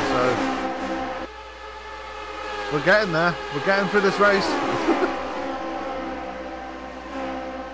So when the next caution comes out momentarily, you can get your hate mail coming. That's Sam Cooper Bennett, Cork, Ireland, P.O. Box 8675309.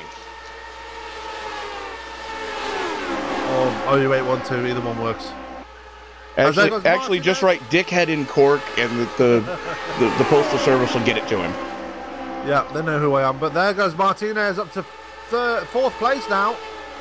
So Martinez on the charge now. He's managed to get by Mark Walker. Now he's got by Paskowicz. Paskowicz not going to let him have it as easily though. Dives it to the inside into turn 1. Side by side, almost coming into contact there, but Martinez wins that little scuffle at the end of that. So Paskowicz tried to get it back, but unsuccessful this time around, as he's now under pressure from Mark Walker now. I wonder if he's burned the life off those tires already. Well, he lost a ton of momentum having to get out of it and stay off of Martinez. Martinez was able to keep his foot into it on the second line, and here comes Walker, bombs it into turn number 3. Live and let slide job on Paskowicz coming out of 3 into the short chute into turn number 4, and give that spot to Walker. As Martinez reeling in his teammate Sean Scott right now.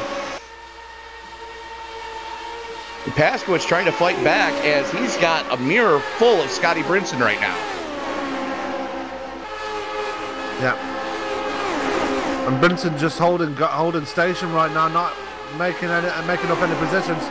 He said when we spoke to him earlier that he just wants to sit back and watch how this plays out. And he's done that so far, but he's got a huge run here on Kevin Paskowicz. Is he going to do something about it? Yes, he is. He dives to the inside of Paskowicz into turn 3, and Paskowicz loses another spot now. Paskowicz falling to the back here, Tony. Paskowicz struggling with the setup in this car tonight, and it looks like he's bringing it pit side, not happy at all with the way that number 7 is handling. But you know, Paskowicz doesn't have, recently anyways, does not have a lot of open wheel experiences. He's been doing a lot of full fendered stuff as of late. Meanwhile, back up in the front, Garrett Maines back to the point. Hollingsworth about 3 car lengths off of him. 3 car lengths back again to Sean Scott, who has his teammate Damon Martinez about 4 car lengths back off of him. Yeah, and this top 5 is actually starting to bunch up a bit now. They're quite a few car lengths ahead of Scott Brinson, who's back there in P6. As it looks like Tyler Vickery's starting to make his way through the field as well. He's just past Stuart Lumpkin now.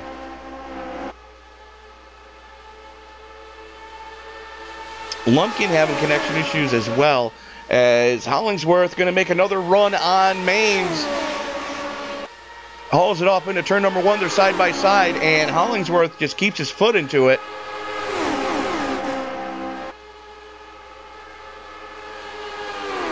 And Hollingsworth back to the point, but yeah, I want to touch on Tyler Vickery again. Remember the last time we were at Indianapolis, Tony, Vickery was the winner here, so no stranger to victory lane here. And that was a Sunday race, so Sundays in Vickery at the Brickyard seemed to bode well for the young gunner. Yeah, as Vickery's just put a pass on Scott Brinson and moved his way up to 6th place. Brinson not going to let him have it easily though. Brinson going to try the outside pass on Vickery, not going to make it work, that outside line. Not the strongest line around here, and has to give it up. And now he's going to dive to the inside of Vickery as they come towards turn 1. Is he going to take it away? They're side by side, going to dive it into turn 1.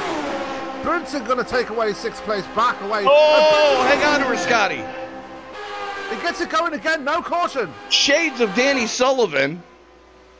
Wow, what a save by Brinson. Can't be happy about that, as there goes Antonucci to his outside. No, but he does have drafting help now. But shades of Danny Sullivan.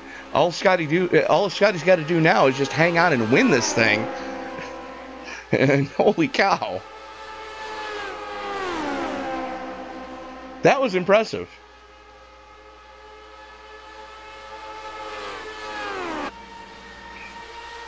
And back at the front, the teammate's still going with it. Here comes Martinez to the inside as well.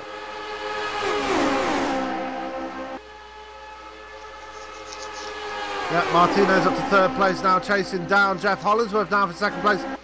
This battle between the top 5 is getting pretty tasty right now, I will admit. It's getting it's respectfully chippy, if you can, let me have that one for a moment. They're racing hard, but they're racing respectively. Yeah, as Garrett Main still holds on to the lead, though. Jeff Hollingsworth going to get a run on him now. And he's going to try and take away that 1st place again, as here he goes to the inside of the 86. He's going to take it away. Yes, he is. Hollingsworth back to the point. And Mains is back in 2nd place. But Martinez, he's going to be in that frustrating 3rd place spot while those guys are switching places again. And he's going to experience exactly what Kevin Paskowicz was experiencing for a while there, where it's... I'm going to go out on a limb and say that Paskowicz burned all of the front tires off that car in the short run that they had. Caution's out, Connor Ojeda. Or is it Connor Ojeda? No, he's already in the pits. Scott Brinson. Oh no. What happened to Scotty? Oh no. Keep your eye on the 14. He's inside of Johnny Antonucci. They haul it off into turn number 1.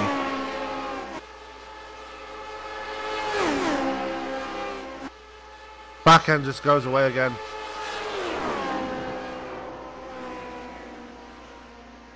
Got Brinson. Yeah. The wheels just came off that one. I'm going to build next week's setup tomorrow.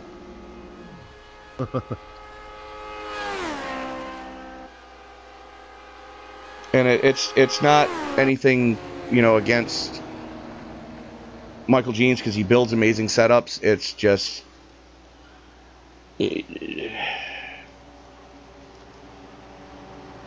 I'd rather be safe than sorry.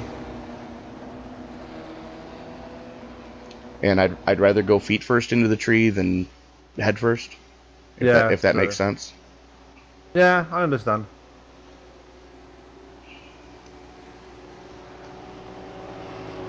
Anyways, we're going to be 40 laps to go this time across the stripe. Jeff Hollingsworth is going to have the button again. I dare say we're going to see wholesale pit stops one more time. This is not going to be the money stop, as we are definitely going to need to see at least one more pit stop to get it home.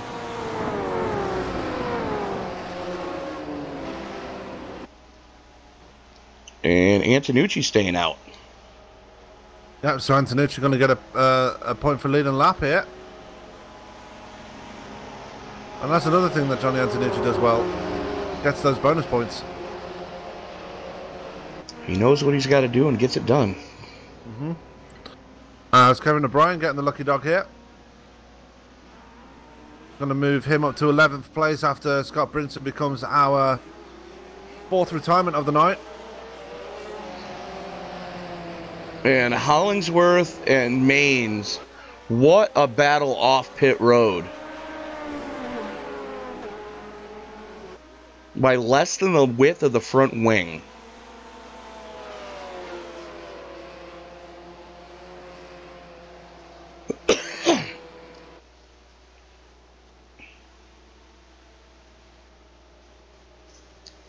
Wow. No. Maines got it. Yep, Maines has the lead. Well, he doesn't have the lead because Johnny Antonucci... Well, he won the battle off pit road. Yeah. It's going to be interesting to see how this top 5 duke it out before this race is over, though, because they're all right there together. That's Hollingsworth, Maines, Martinez, Scott and Walker. And don't count out Tyler Vickery as well, because he's been on fire since he came back on the lead lap. Absolutely, and he's going to be within striking distance this time. Yeah. Vickery was looking for a better run here tonight. He's definitely getting it so far. Let's see how he can capitalize on the good run he's had so far. I mean, yeah, he's had that wreck, but he's managed to get back on the lead lap. He's back up into the tops. He's going to be in the top 6 now when Johnny Antonucci goes in, and he's going in now. But yeah, like you said, it's going to be interesting to see how Tyler Vickery can get up with these guys now he's in striking distance. And Paskowicz is on fresher tyres as well. He's back there. And Paskowicz is back on the same pit strategy. He pitted early and was able to just barely stay on the lead lap. Yeah. He fell right to the back, and he stayed on the lead lap when he made that pit stop. Didn't get any penalties. Came back out some 30 seconds behind the leader, so he didn't fall back too far. He was all on his own before that caution came out, but yeah, he's got some ground to make up here as he's now back in P9 now. And from the looks of it, Scotty Brinson has put it on the hauler. He has. He put it on the hauler as soon as he wrecked out. Not a good day for the man in the 14. I mean, he got it lucky. He was having a great run, but the car just let him down tonight.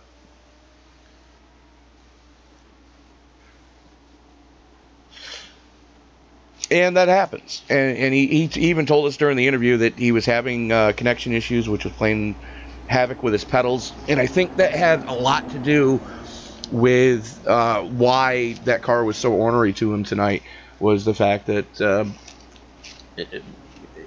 when we went in car with him, you could hear that the throttle was almost digital to him. It wasn't a smooth, roll on, roll off. It was like tapping a button. It was either on or off, and that was it. Yeah, and I want to point out right now that your biggest mover in the field is actually Johnny Antonucci, sitting back there in P7. So, is he back in P7? He is 10th. 10th. So, actually, your biggest mover is Bradley Allison. He's starting 15th, and he's up to 10th. No, Brad Allison's in 9th. Oh, either way, he's the biggest mover. Biggest mover, moved up 6 spots.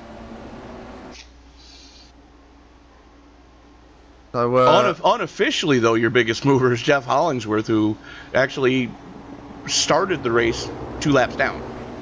Yeah, but that won't count. I understand that. So I said unofficially. As the lights go out on the pace car. Actually, it's a tie. Bradley Allison. Duke Lunkin, if he gains any more positions, he's going to be the biggest mover because he's moved from 12th to 7th. That's 5 positions compared to Bradley Allison's 6. So it's close for the last $5 prize. But Garrett Maines looking for that big $10 prize here tonight.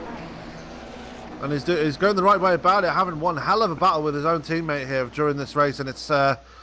you know what? It's been very exciting to see between these guys, just swapping positions lap by lap. It has, and the fact that you've got the teammates in row one with Maines and Hollingsworth, and then you got 2 teammates behind them with Martinez and Scott, and then correct me if I'm wrong, but you've got 2 teammates behind him with. That's not even. What the hell? What? That's. Matt Walker's in P5. Yeah, but it's showing Michael Jeans in 5th. That's not right. No. ATVO problems again? Yes. So, yeah, if you can send me that new overlay. I will. I'll send it after the broadcast. Anyways, field working its way out of turn number 4. Look for Maines to get the jump on the field. Look for Hollingsworth to go with him as they are in the same team speak. And they roll into it pretty quickly. Hollingsworth giving his teammates some space. And he's under attack right now from Martinez. Martinez got a great jump from row number 2. Yeah, Martinez going to make that dive to the inside. Going to drift on the track and he needs to be careful. As he gets the position away, but that could have ended all kinds of poorly there. As Mark Walker working the inside of Sean Scott right now as well. It's going to slot back in as they go down the back straightaway as we get the Indy Snake happening. Yeah, as here comes Hollingsworth to the inside of Martinez for that second spot again. Gets it away from him. Now he's got to run on Garrett Maines as well. So Hollingsworth on a charge now. Could get a twofer before this lap's over. Yeah. And there he goes to the inside of Garrett Maines. He's going to try and get the run here and get that lead away from the 86. He's looking good for it. Dives it down and into the lead again goes Jeff Hollingsworth. 3/1000ths of a second at the stripe. Yeah, it looks like Paskowicz tagged the wall going through turn 1, so watch for him to fall back a bit sooner rather than later. Yeah, Hollingsworth has the lead, but here comes Garrett Maines again. Not going to make the move this time. Martinez is right there as well, so Maines needs to be careful at this point. Up until now, he's not had anybody behind him that can actually threaten his second place slot. But Martinez is up there now, and he knows how to pass people. But Maines isn't going to sit back. He's actually going to go and challenge for the lead again. Goes to the inside of Hollingsworth and takes away that lead. Here comes Martinez. Wow. These guys are racing like it's the last lap, and we've still got quite a few laps to go, and we have not seen the money stop yet. So it's amazing what these guys are doing so far. We've still got 35 laps to go in this, and it's anybody's game at this point. That top 6 is pretty bunching up. Tyler Vickery is a few car lengths back just ahead of Kevin Paskowicz, but yeah, Mark Walker, Sean Scott, David Martinez, Jeff Hollingsworth and Garrett Maines all right there together. And like I said, anybody's game at this point as here comes Hollingsworth again.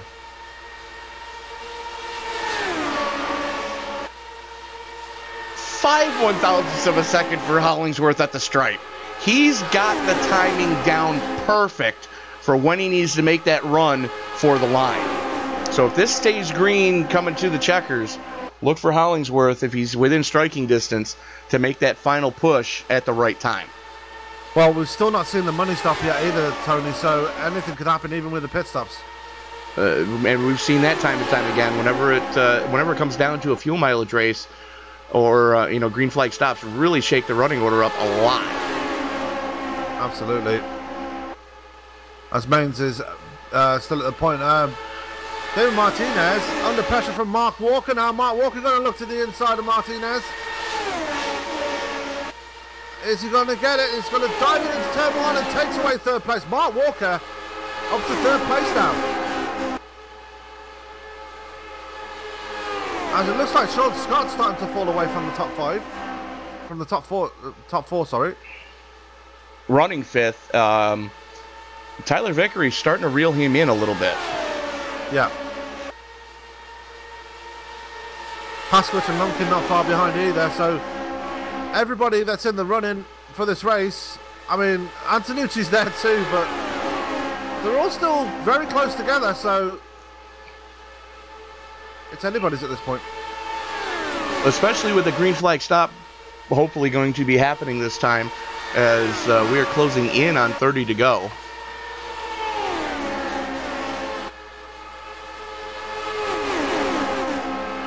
Yep. Grant Main's still able to hold the lead. He's actually pulled the lead out to over a tenth of a second now, so looking to maybe put a gap on his teammate here, as he's got a couple of car lengths now between himself and Hollingsworth. I'm thinking Hollingsworth got into the aero wash just a little bit, and that car looked like it may have pushed up going through 1 and 2.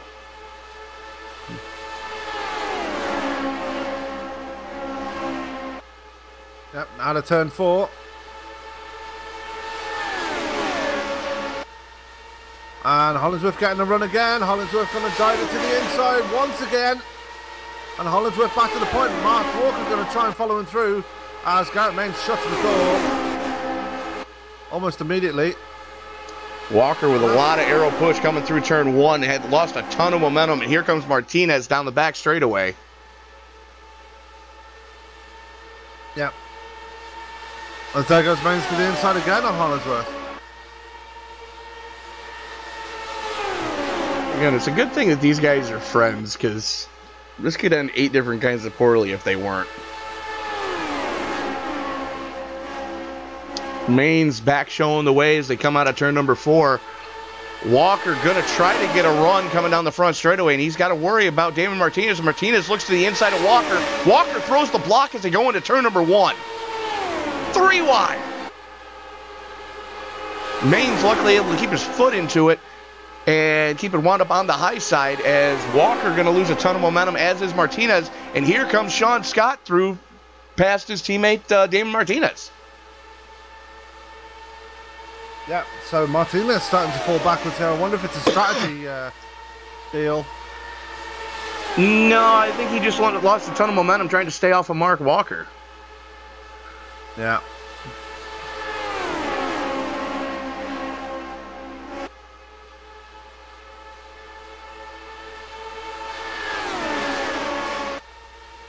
There comes guy. Oh, Sean Scott now putting a move on Mark Walker. And is he going to get it though? Mark Walker keeping it wound up on the high side. Mark Walker's going to hold on. Great run on the outside line there for man in 36, with Sean Scott still right there as they come out of turn 2, Tony. Don't think that Scott's done yet. You know, Sean's been strong all night, running in the top 5 most of the night. And, you know, Mark's a crafty veteran here. But, you know, old age and treachery can only hold off youth and exuberance for so long.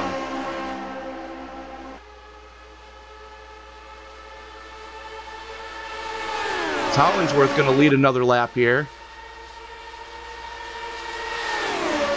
Walker gets a run on almost 3 wide.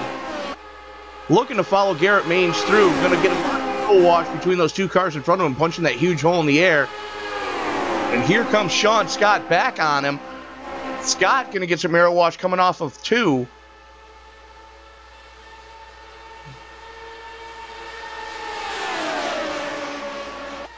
You know, if it wasn't for the fact that I know we haven't seen the money stop yet, I'd swear these guys are racing for the last lap already.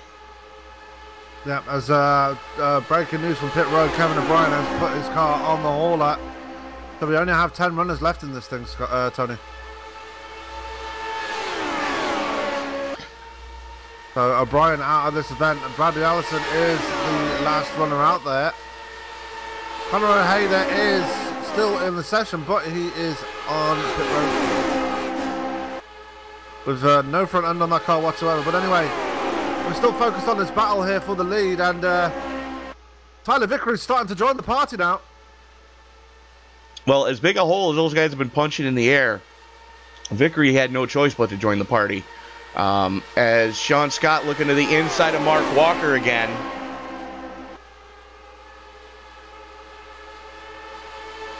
Walker going to try to keep it wound up on the high side, going to defend the position. That second lane looks like it's starting to come in, Sam. So if you can't get the pass made before you get to the middle of the corner, lane's going to be able to defend quite well. Yeah, and while these guys are fighting for third place, it's letting Hollingsworth and Mains start to get away. I say that, and yeah, Mark Walker just makes a liar out of me. Well, that's the thing, is this car drafts so amazingly. It's probably, at least in my opinion, the second best drafting car in iRacing. The other one is the Pro Mazda. The best is the Pro Mazda. The draft in the Pro Mazda is good for almost 10 miles an hour. Here it's good for a good 7 anyways. Yeah. And here comes Hollingsworth again.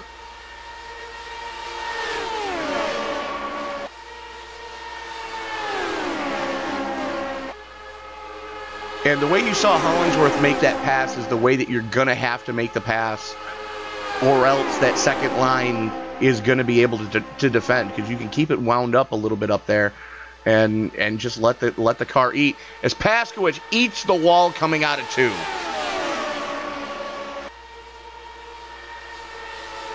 Now, no significant damage on the 7 though, so he might have got off lucky there, but no, he didn't. That car's been narrowed up by a good, and you can see that the toe is completely off on that car. He's sideways. Yeah, got some huge error push while trying to battling with Stuart Lumpkin. Yeah, it looks like KP's calling it a night with the speed that he's coming down pit road, and Mark Walker gets it all wrong. What happened to Mark? Dives it to the inside of Hollingsworth going into 1. Tries to get the twofer. Hangs wheels with Garrett Maines, and around she goes. Yeah. No serious damage though for Mark Walker, so he can continue. He's got a bit of rear wing damage. And that was because he let the brake go too early and he backed it into the inside wall. Yeah. That might hamper his speed, as Paskowicz is confirmed to be out of this race. He's put it behind the wall. And then there were 9. Yep. And for those of you who have been following the BOFA broadcast, we're only 3 cautions away from Christmas carols. Please God, no. Not with me in the booth. I beg you.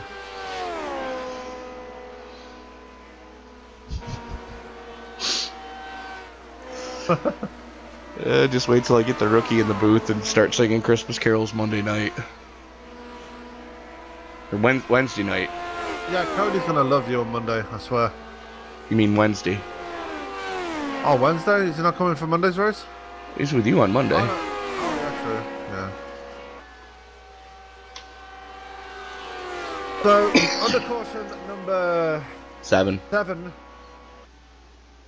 Maines has the point here, but he's not safe in the lead there. Hollingsworth and Martinez has been very hungry behind him.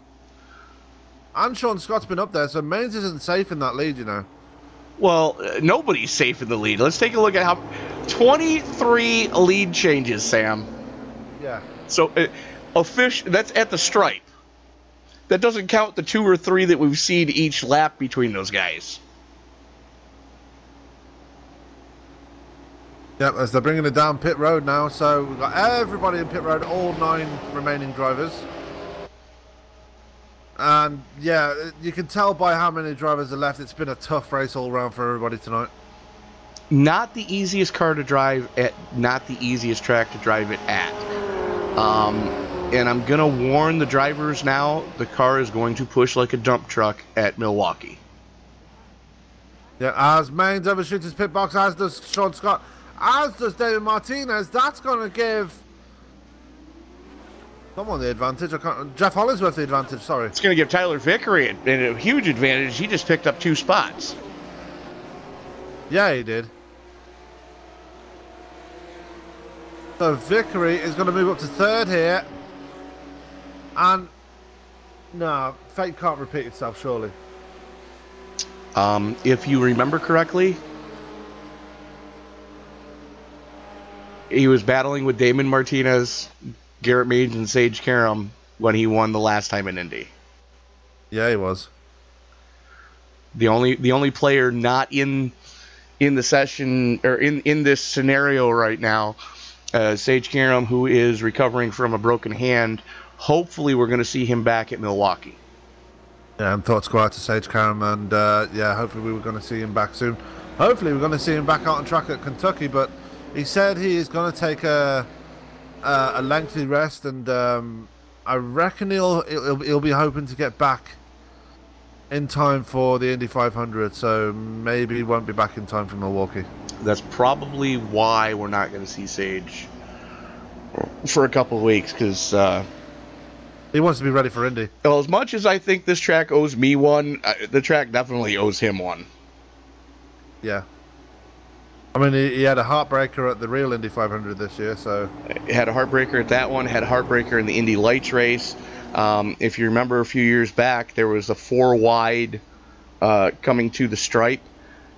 Sage was one of the cars in that 4-wide finish. Yeah.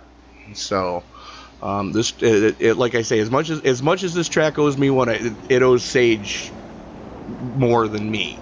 So, you know, hopefully Sage will be back for the Top Fuel Racing Indy 500.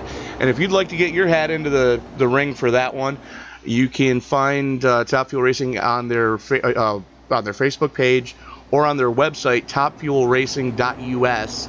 And there will be a link to Scott Brinson's PayPal account there where you can pay your $15 entry fee. Absolutely, and that's going to be a fun race to see. We've got 16 spots taken already. And I would like to remind everybody, yes, it's $15 to get in, 100% payout through the field.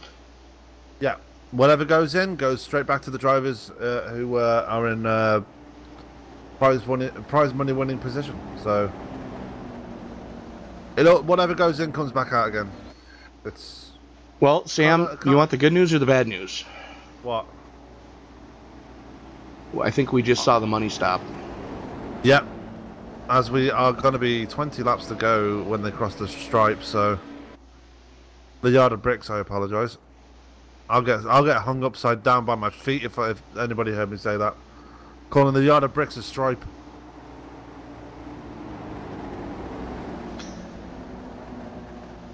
Yeah, I get potato. I get hung up by my feet and flayed alive by it for it. So.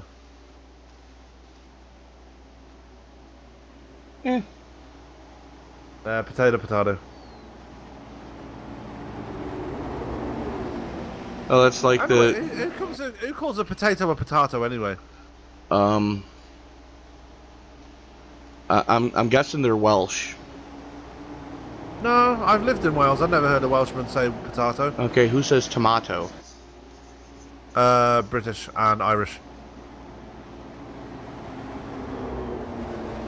So you guys say it with a flat A on purpose? Yeah. There you go. We still say potato though. We're a confusing nationality, so. Well, there's a D in it according to the Irish. Potato. Yeah. And I can say these things because I'm half Irish, so I can get away with it.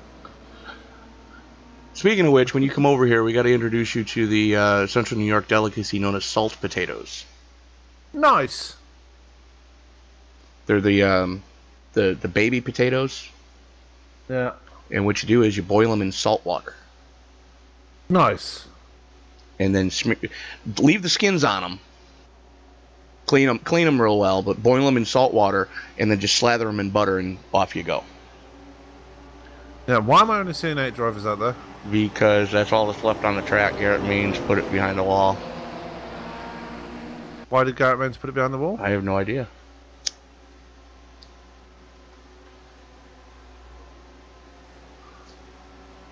I was going to ask you the same question. Garrett Means isn't behind the wall. His connection's dropped. That would be why there's only 8 drivers left. So that is going to be a heartbreaker for Garrett Means. Fudge. Oh no. Well, you know, you said you had a points lead coming in, and it was going to be a tough one. So now we get to see what Tyler Vickery and Damon Martinez have for Jeff Hollingsworth. Yeah, as Jeff Hollingsworth instantly becomes the favourite in this race as he's been strong all night. Tyler Vickery getting pushed out wide there by a bit of aero wash. That's let Sean Scott in there and challenging for that third spot. David Martinez, strong restart for him. He pushes his way past Tyler Vickery immediately when the green flag comes out. And now he's right on the tail of Jeff Hollingsworth. Going to dive into the inside. Martinez, for the first time tonight, is going to take the lead here. And he does. The number 3 to the point here. David Martinez leads the Indy 250. This has struggled all night. He had gotten caught up in that early melee and has just battled all night long. So for 19 to go, it'll be 18 across the yard of bricks. Give that lap to Martinez. Well, here comes Hollingsworth again. Hollingsworth takes the lead back. Vickery's right there as well as he's managed to shake off Sean Scott a bit now. So we are getting close to it as Lumpkin blinks out again. And Sean Scott looked like he may have flirted with disaster there coming off at 2. As Martinez looks to the inside of Hollingsworth, they haul off into turn number 3. Martinez bombs it in and takes the lead. Yeah. And it's... oh my goodness me. It's been a race of attrition. We've seen a lot of cautions here tonight, but we've seen some amazing racing, and we're seeing it right now. Almost banging wheels coming across the line between Hollingsworth and Martinez. Hollingsworth going to take it back, but it was so close to disaster there as they came across the yard of bricks. Martinez was trying to throw the block. The only problem is Hollingsworth had a better run than Martinez could defend against. As they do the snake, Hollingsworth protecting that inside line. Coming down the back straightaway, Martinez keeping it straight, keeping it wound up. Going to try to keep it wound up on the high side. Hollingsworth going to bomb it into 1, makes it stick and keeps the lead.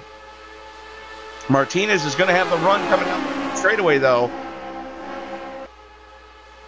As we're going to be 16 to go this time across the line. Yeah, and look at Vickery, he's going with them, he's trying to reel him in, but Martinez going to get a much better run going into 1. And Hollingsworth left the door open for Martinez, so Martinez just said, yep, thank you very much, I'll take that away. Sean Scott going to try and dive it in on Vickery. Doesn't make it stick though. And don't count out Stuart Lumpkin as he's right there as well in 5th. Yeah. Oh, they bang wheels! Hollingsworth is off. He's had to back out of it.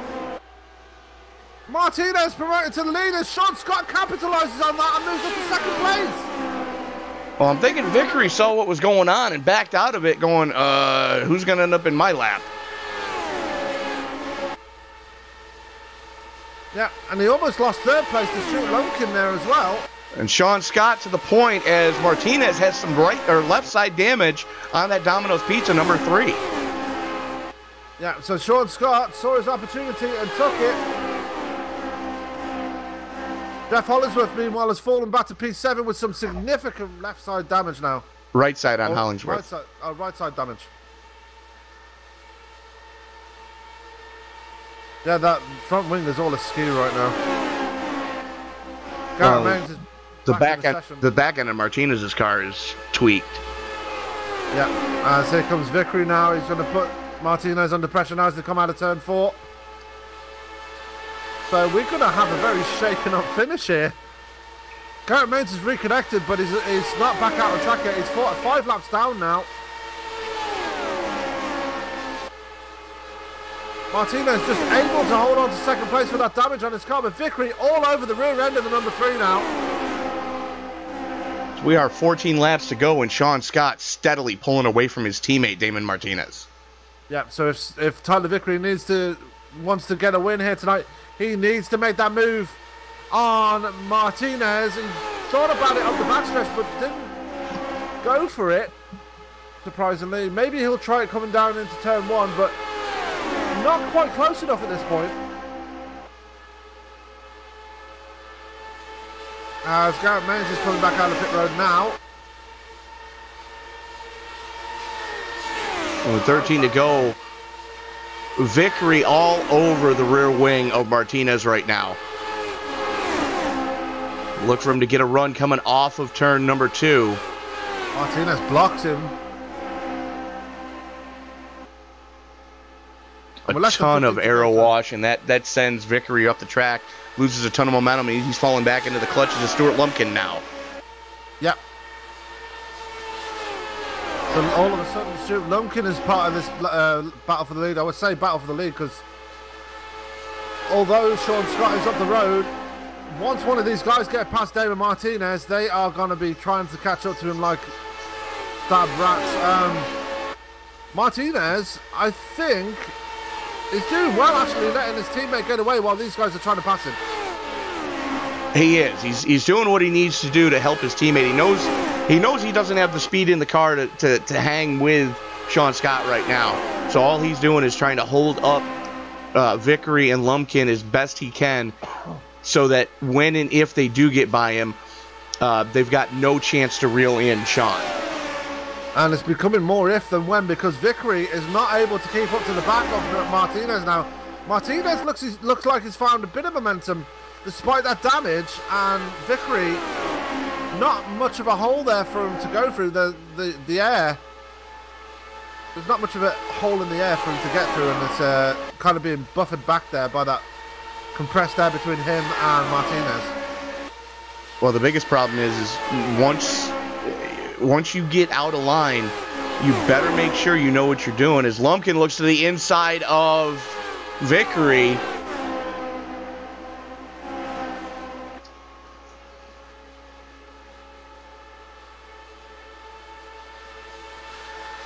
so Vickery was on the attack, now he's on the defensive. Sideways, Vickery eats the wall. Yellow. Oh! Antonucci gets a race car to the face. And Vickery just caught more airtime than a skateboard at the X Games. Absolute disaster by the 24, as that is going to be his race, as he's already burned his fast repair. And he hand grenaded the engine on impact. Let's take a look at what Johnny Antonucci saw.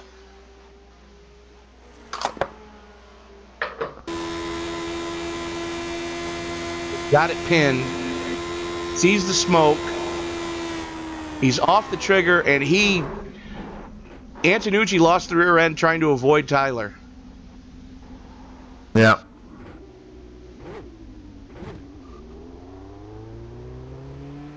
And while all this is going on, look who's crept up to 4th place, Mr. Bradley Allison. Sitting at the back, and he's managed to get his way forward again. Hollingsworth and Mark Walker up there as well, but they've both got damage.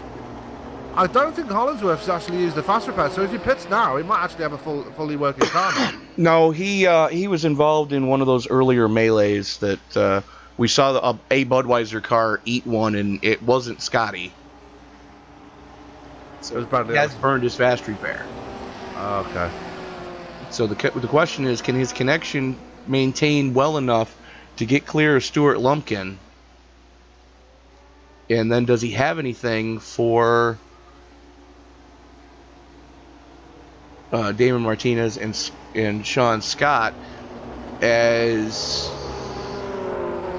seeing pit stops happen? Hollingsworth's one of them, and I'm thinking Hollingsworth still has his fast repair. So look, if Hollingsworth hasn't burned his fast repair yet, we're about to find out if he has. Look for him to come through the field like a scalded dog. And there's our answer. He just burned his fast repair.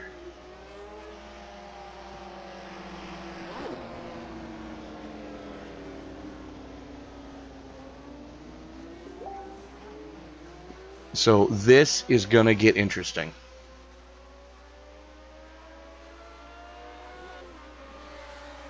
So Hollingsworth going to slot in the number 5 spot. Going to be starting behind Stuart Lumpkin, who has been blinking all race.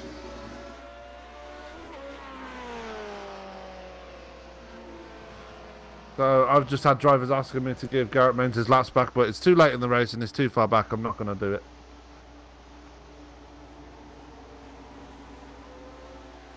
So that's why I was muted for a second. Then I was just dealing with some not a problem. League. Understandable. So. And I would like to say that now is not the time to be blowing up a Facebook chat, you pillocks. And I know exactly which Facebook chat it is, and seriously, guys, I shouldn't have to mute a Facebook chat every broadcast. Nominal Evolution? I'm not saying which one. Okay.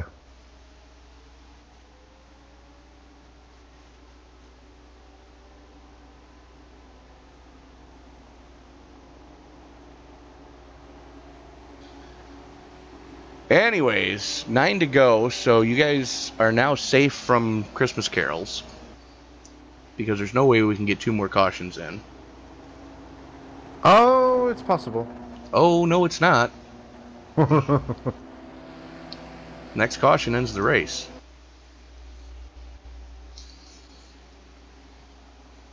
Question is, who's going to win the race? I mean, it's been so tight up front. Well, Damon Martinez has that wing damage. So he's about 2 to 3 miles an hour slower than the cars around him. Brad Allison is going to have a shot at this one. As is Stuart Lumpkin. Stuart Lumpkin is blinking badly, so I'm not sure how much of a shot he's going to have.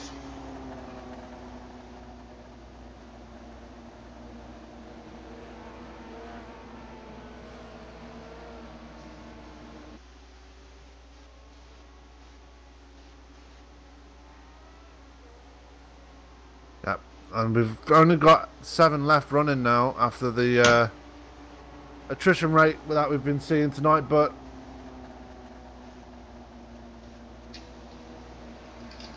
it is what it is.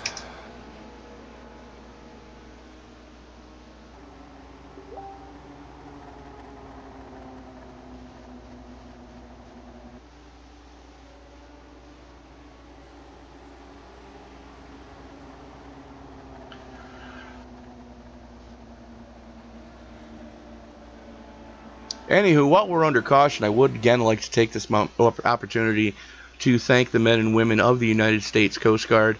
Again, thank you so much for all you do for this country, for all the lives you help save on a daily basis that basically goes unnoticed, and just for helping to protect our borders. Absolutely, it's good that they're showing their support for this race via Jeff Hollingsworth, who was kind enough to put up the $25 to go towards tonight's race purse. I believe Jeff is a reservist. He is, I believe, yeah. So good on him for actually helping out with the race purse tonight. So yeah, big shout out to Jeff Hollingsworth, who's been a good sport for the league so far. What is Damon Martinez doing? Damon Martinez just towed.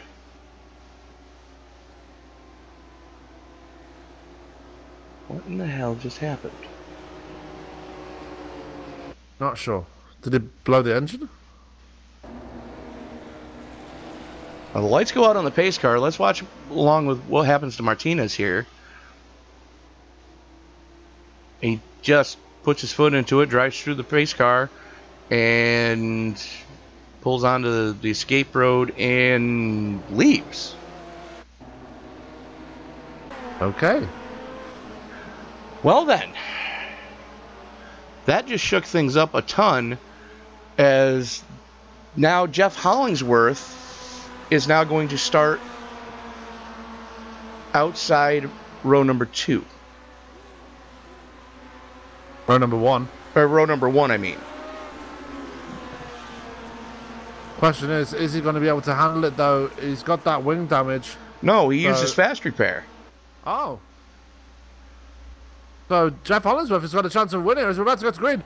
Sean Scott not wasting any time. We're back on the green here for the final 7 laps here of the race. Sean Scott getting away, but Jeff Hollingsworth already under pressure from Stuart Lumpkin, who keeps blinking there. And Johnny Antonucci up to 4th place. He's managed to pass Brandy Allison on the restart. And what were we saying about Johnny Antonucci before? Like, he's like one of those ninjas. Yeah, he just appears out of nowhere. Johnny, where did you come from? You're in the top 5 already. Well, he was able to save his fast repair, didn't burn it until he caught Tyler Vickery's race car to the face. So we're going to be coming across the yard of bricks for 5 to go. And Hollingsworth on a charge right now. As Sean Scott protecting that low line.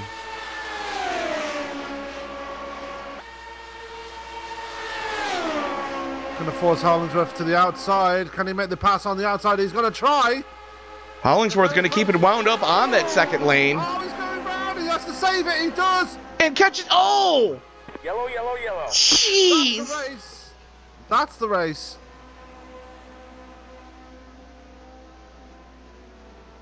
And it was Johnny Antonucci that got into the back of him.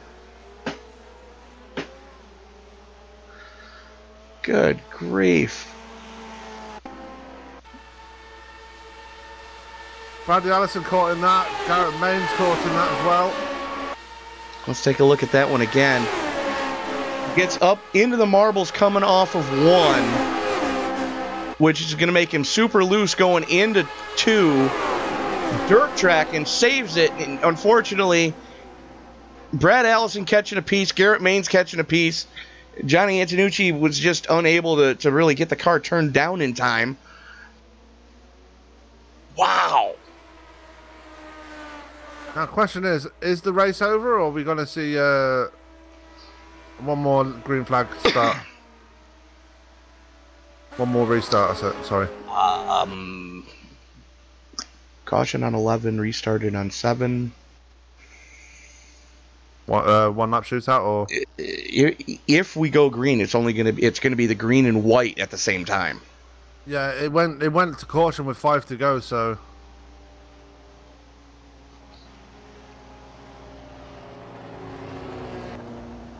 it's going to be interesting to see how this one plays out. As Damon Martinez back in the session now.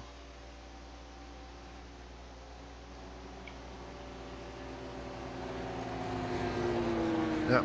As Conor O'Hader has finally put his car on the hauler.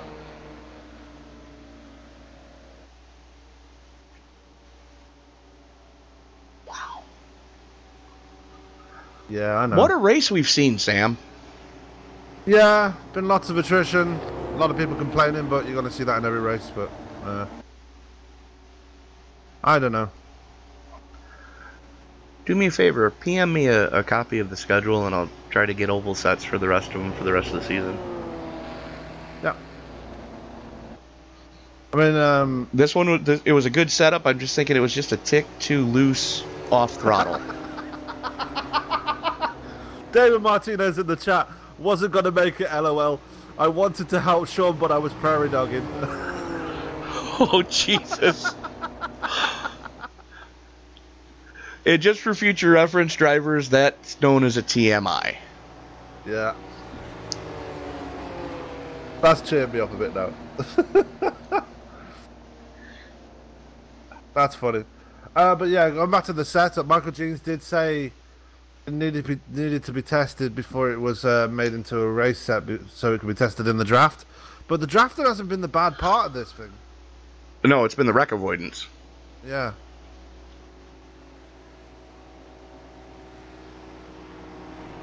The car drives well in the draft. We've seen that so many times tonight. I mean, the top 5, they were all lockstep and battling it out for the win. So the draft has not been a problem tonight. It's just been one of those races of complete and utter attrition tonight. So not really much else I can say about that, to be fair. You're not wrong. Sean Scott looks like he might. There's only 5 cars out on track right now. We've got Jeff Hollingsworth completely missing his front end. Johnny Antonucci missing his front end. Yeah. Well, half of it anyways.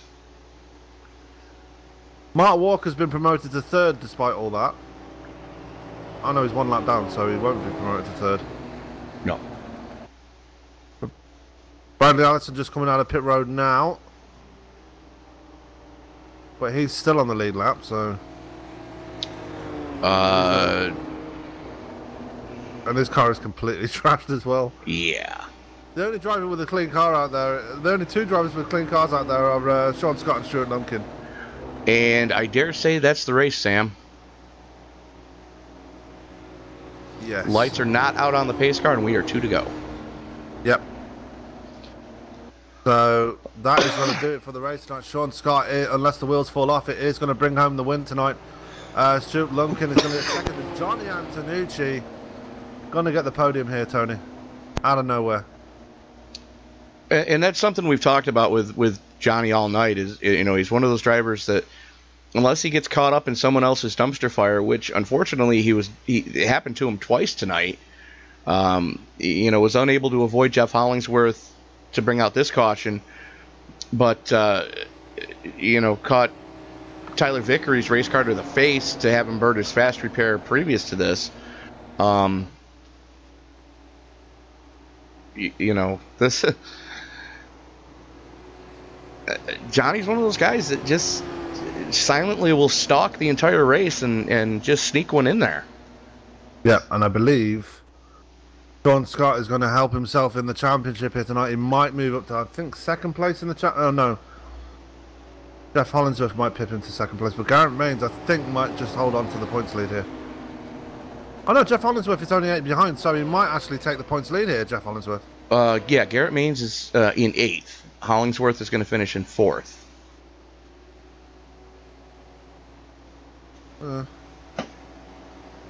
Interesting. Isn't it, though? Yeah. So, coming across the line to start the white flag. And that is going to do it on this final lap. Not really much else we can say here. Well, it wasn't really the race we were hoping for, but there was good action when we had green flags. Yeah, and we did have a couple of long green flag runs. We just didn't quite make it to the pit stops. That's all. Just a few laps short. And next week is going to be interesting as well when we go to Milwaukee. Which I'm going to get started on that setup as soon as we end this broadcast tonight, just to make sure that we've got something to work with. Yeah. And you know how I set up a car. It may not be the fastest horse in the barn, but it'll be there at the finish line. Yeah, and then after that we go to our 3rd road course of the season when we go to Sebring. Oh, goody. That's going to be a good one. I like Sebring. Which layout? The international layout. So the full course. Yeah. You suck. It can still be changed. It's still 2 weeks away.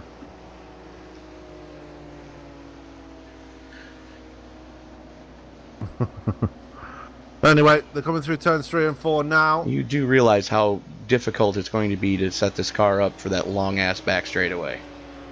Yeah, I know. Do you? Yeah, I've raced on that track before. I know what it's like. In this car? No, in the Aero 5. Yeah. 2 more gears.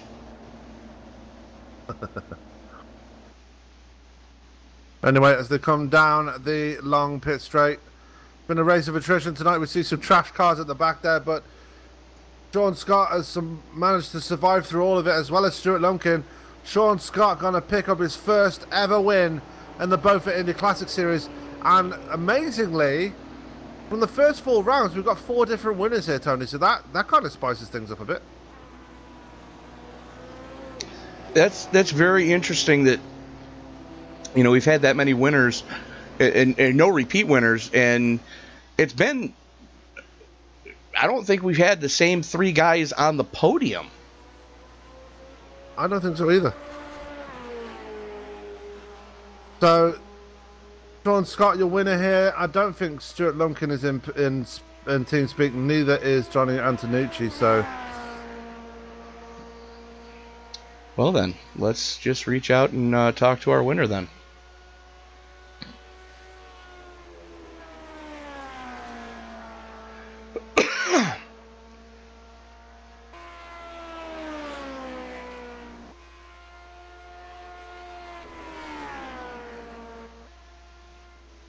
Yep, sorry, Tony, I was just dealing with league stuff. Not a problem. Yeah, we can speak to our winner, Mr. Sean Scott, now. Do you want me to drag him up, or? Yeah, let me find him. There he is. So, reaching out to the man of the hour right now, with his first open wheel win in the BOFA Indy Classic Series, Mr. Sean Scott, congratulations to you, sir. Thanks, guys. Yeah, that was a good race. Pretty crazy. Feel pretty bad for Garrett. He had those technical issues, so would have been a little bit different outcome or different complexion, but you'll have to take him how you can get him, so I'm very excited. Well, the guy I feel sorry for is your teammate who was prairie dogging for about the last 20 laps. Yeah, that was the first time I've ever heard that over the radio, so that was pretty interesting there towards the end when he's like, hey, man, I really want to start second and try to help you here, but I can't. So worked out, felt bad for Jeff there. I think we would have a pretty good scrap to the finish, but just glad I survived the melee and made it through. Well, talk us through the early part of the race. We saw you were up towards the front most of the night, but you were kind of minding your P's and Q's from what it looked like up here. Yeah, on the ovals, I generally do try to be. I mean, the road courses are basically sprint races with the no yellows, which is why you really just have to push 100% every lap. But in these oval races, I have tried to just, practice good racecraft and make calculated moves, and especially with the yellows here, I knew if I stayed in the top 4 or 5 that I'd have a shot at the win, and the way it shook out, I got up to the front a little quicker than I thought I would with the wreck there with Damon and Jeff, and then Garrett having his issues. But I was kind of just on cruise control all night, trying to keep it clean and save the tires and gas until I really needed them. How bad was the tire wear tonight? I actually found the tire wear to not be that bad. I know a few people ran pretty long on their tires. I think I took tires all but one of the pit stops just because that peace of mind, the lack of testing. I wanted to make sure I had the grip, especially as it came to passing people. There were a lot of times where I got a good run to the inside, but I just didn't have the confidence to be able to keep it in there without washing up into them. So that was just a little bit of a security measure. But I think Garrett and maybe Jeff really got some good distance out of the rubber. Well, for what it's worth, it was fun to watch you guys do what you do tonight. I know we were missing a couple elephants in the room with Nate Siefker and of course your teammate Sage Karam not coming tonight. Did you get a chance to talk to Sage before the race started? No, I actually didn't. So I thought he'd be here. He's not. So not sure what the deal is there. So definitely, looking forward to racing with those guys because there were a couple of the usual suspects up front that weren't here. And then, like I mentioned, a couple of the guys that were running up front had some issues. So definitely great field tonight, really quality racing. But I'll certainly be looking to get another one when we have everybody here, including the usual suspects that unfortunately weren't tonight. Well, talk to us your thoughts going next week to one of the fabled tracks in all of racing history. Of course, we're talking about the Milwaukee Mile. That'll be fantastic. I really like that track. I've only driven it on stock cars and Pro Mazdas, so it'll be pretty interesting to drive a higher horsepower car there. Not quite sure how the racing will be, so I'll be curious about that, but that'll be really exciting. It's a pretty technical track for an oval, so I think that'll separate the men from the boys a bit, hopefully, and make it a bit more complex to drive and provide some really quality racing. I'm going to warn you ahead of time, it's going to push like a dump truck. Yeah, I had a few moments tonight. I don't know if they were picked up on the broadcast because I was kind of back in the blender a bit, but there were a couple times here where I thought I was going to knock the wall down. So next weekend will be interesting, but excited to give it a go. Fair enough. Anybody else you want to thank before we let you go, Sean? As always, thanks to all the work you guys do with the broadcasts and running the league. Really appreciate it, Sam and all. And thanks to Sage, my team owner, SKM, Damon, my teammate, and everyone out there. I had a really good, lot of fun tonight, and this is definitely why I show up. So great racing all around in that top 5, and looking forward to next week. Well, it was good to watch you guys do what you do. Congratulations, and we'll see you this coming Wednesday, hopefully, at Kansas with the Top Fuel Racing League. Kentucky. Yeah, absolutely. Planning on being there. So thanks again, Tony and Sam. Thanks, everybody watching. So that was... excuse me. That was our winner, Sean Scott. And Sam, I believe, if I'm not mistaken, you have our third place finisher, as second place is not in TeamSpeak. I'm just dealing with some league stuff, so if you could. Okay, I've got him then.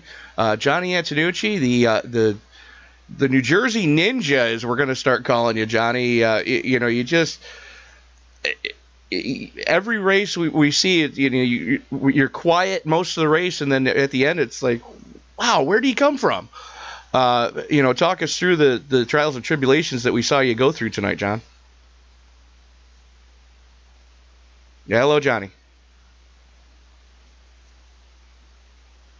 Okay. Apparently I don't have Johnny. So, we're gonna... Sam's dealing with the league stuff, which I don't envy him having to do. Nope. So nobody has to envy that one. Sorry? Nobody has to envy that one. Shall we speak to our biggest mover, which I believe was... Actually, no, there's a three-way tie. There's a three-way tie for biggest mover, so I think we might waiver that one this week. Sure. There's this Bradley Allison, Johnny Antonucci, and Stuart Lumpkin all moved up 10 spots, and I can't split a $5 note three ways. Just give it to me. I'll take care of it. Anyways, let's take a quick look at our results here, as Sean Scott, of course, coming home with the victory. Hard-fought victory, I might add. Stuart Lumpkin able to hang on for second. Johnny Antonucci, damage and all, coming home in third. Jeff Hollingsworth, nothing but problems tonight, was still able to salvage a fourth-place finish. Brad Allison had a decent run going, coming home with the top five. Mark Walker, we saw knock the wall down a couple of times. Excuse me. Coming home in sixth. Damon Martinez, who was prairie dogging, and if you don't know what that is, congratulations, you win. Coming home in seventh. Garrett Maines able to hang on for eighth. Tyler Vickery, a disappointing ninth. Kevin Paskowicz rounding out your top 10. Coming home in 11th was Kevin O'Brien. Scott Brinson, tough one for him tonight. He finishes 12th. 13th is Conor O'Hader. More heartbreak for Paul Crumright, as he had such a great run in the early part of the race.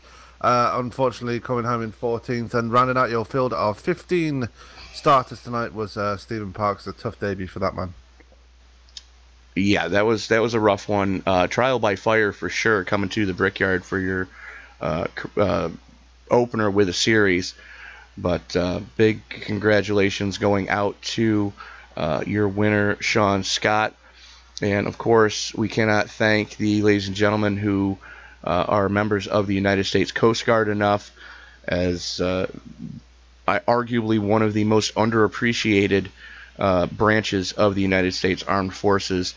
We would not be as safe as we are without you fine ladies, men and women who help protect the borders of this country, and also keep our sailors safe. Again, if you've ever watched the television show Deadliest Catch, you know that the men and women of the United States Coast Guard really go above and beyond to try to keep all of the fishermen and fisherwomen safe when they're at sea. So again, on behalf of all of BOFA Broadcasting, thank you to the United States Coast Guard. That is going to about do it for us tonight. You'll join Sam and I tomorrow night as we head to... Where the hell are we tomorrow night? Tomorrow night we're at Kansas. Yay! With the Paskey's Cardiac Truck Series. And then I will be back in the booth on Wednesday night from Kentucky with the Top Fuel Racing Series. And then, of course, join us next week as we will be back with the BOFA Indy Classic Series from Milwaukee. For Mr. Sam Cooper Bennett, this is Tony Trapasso saying we will see you next week.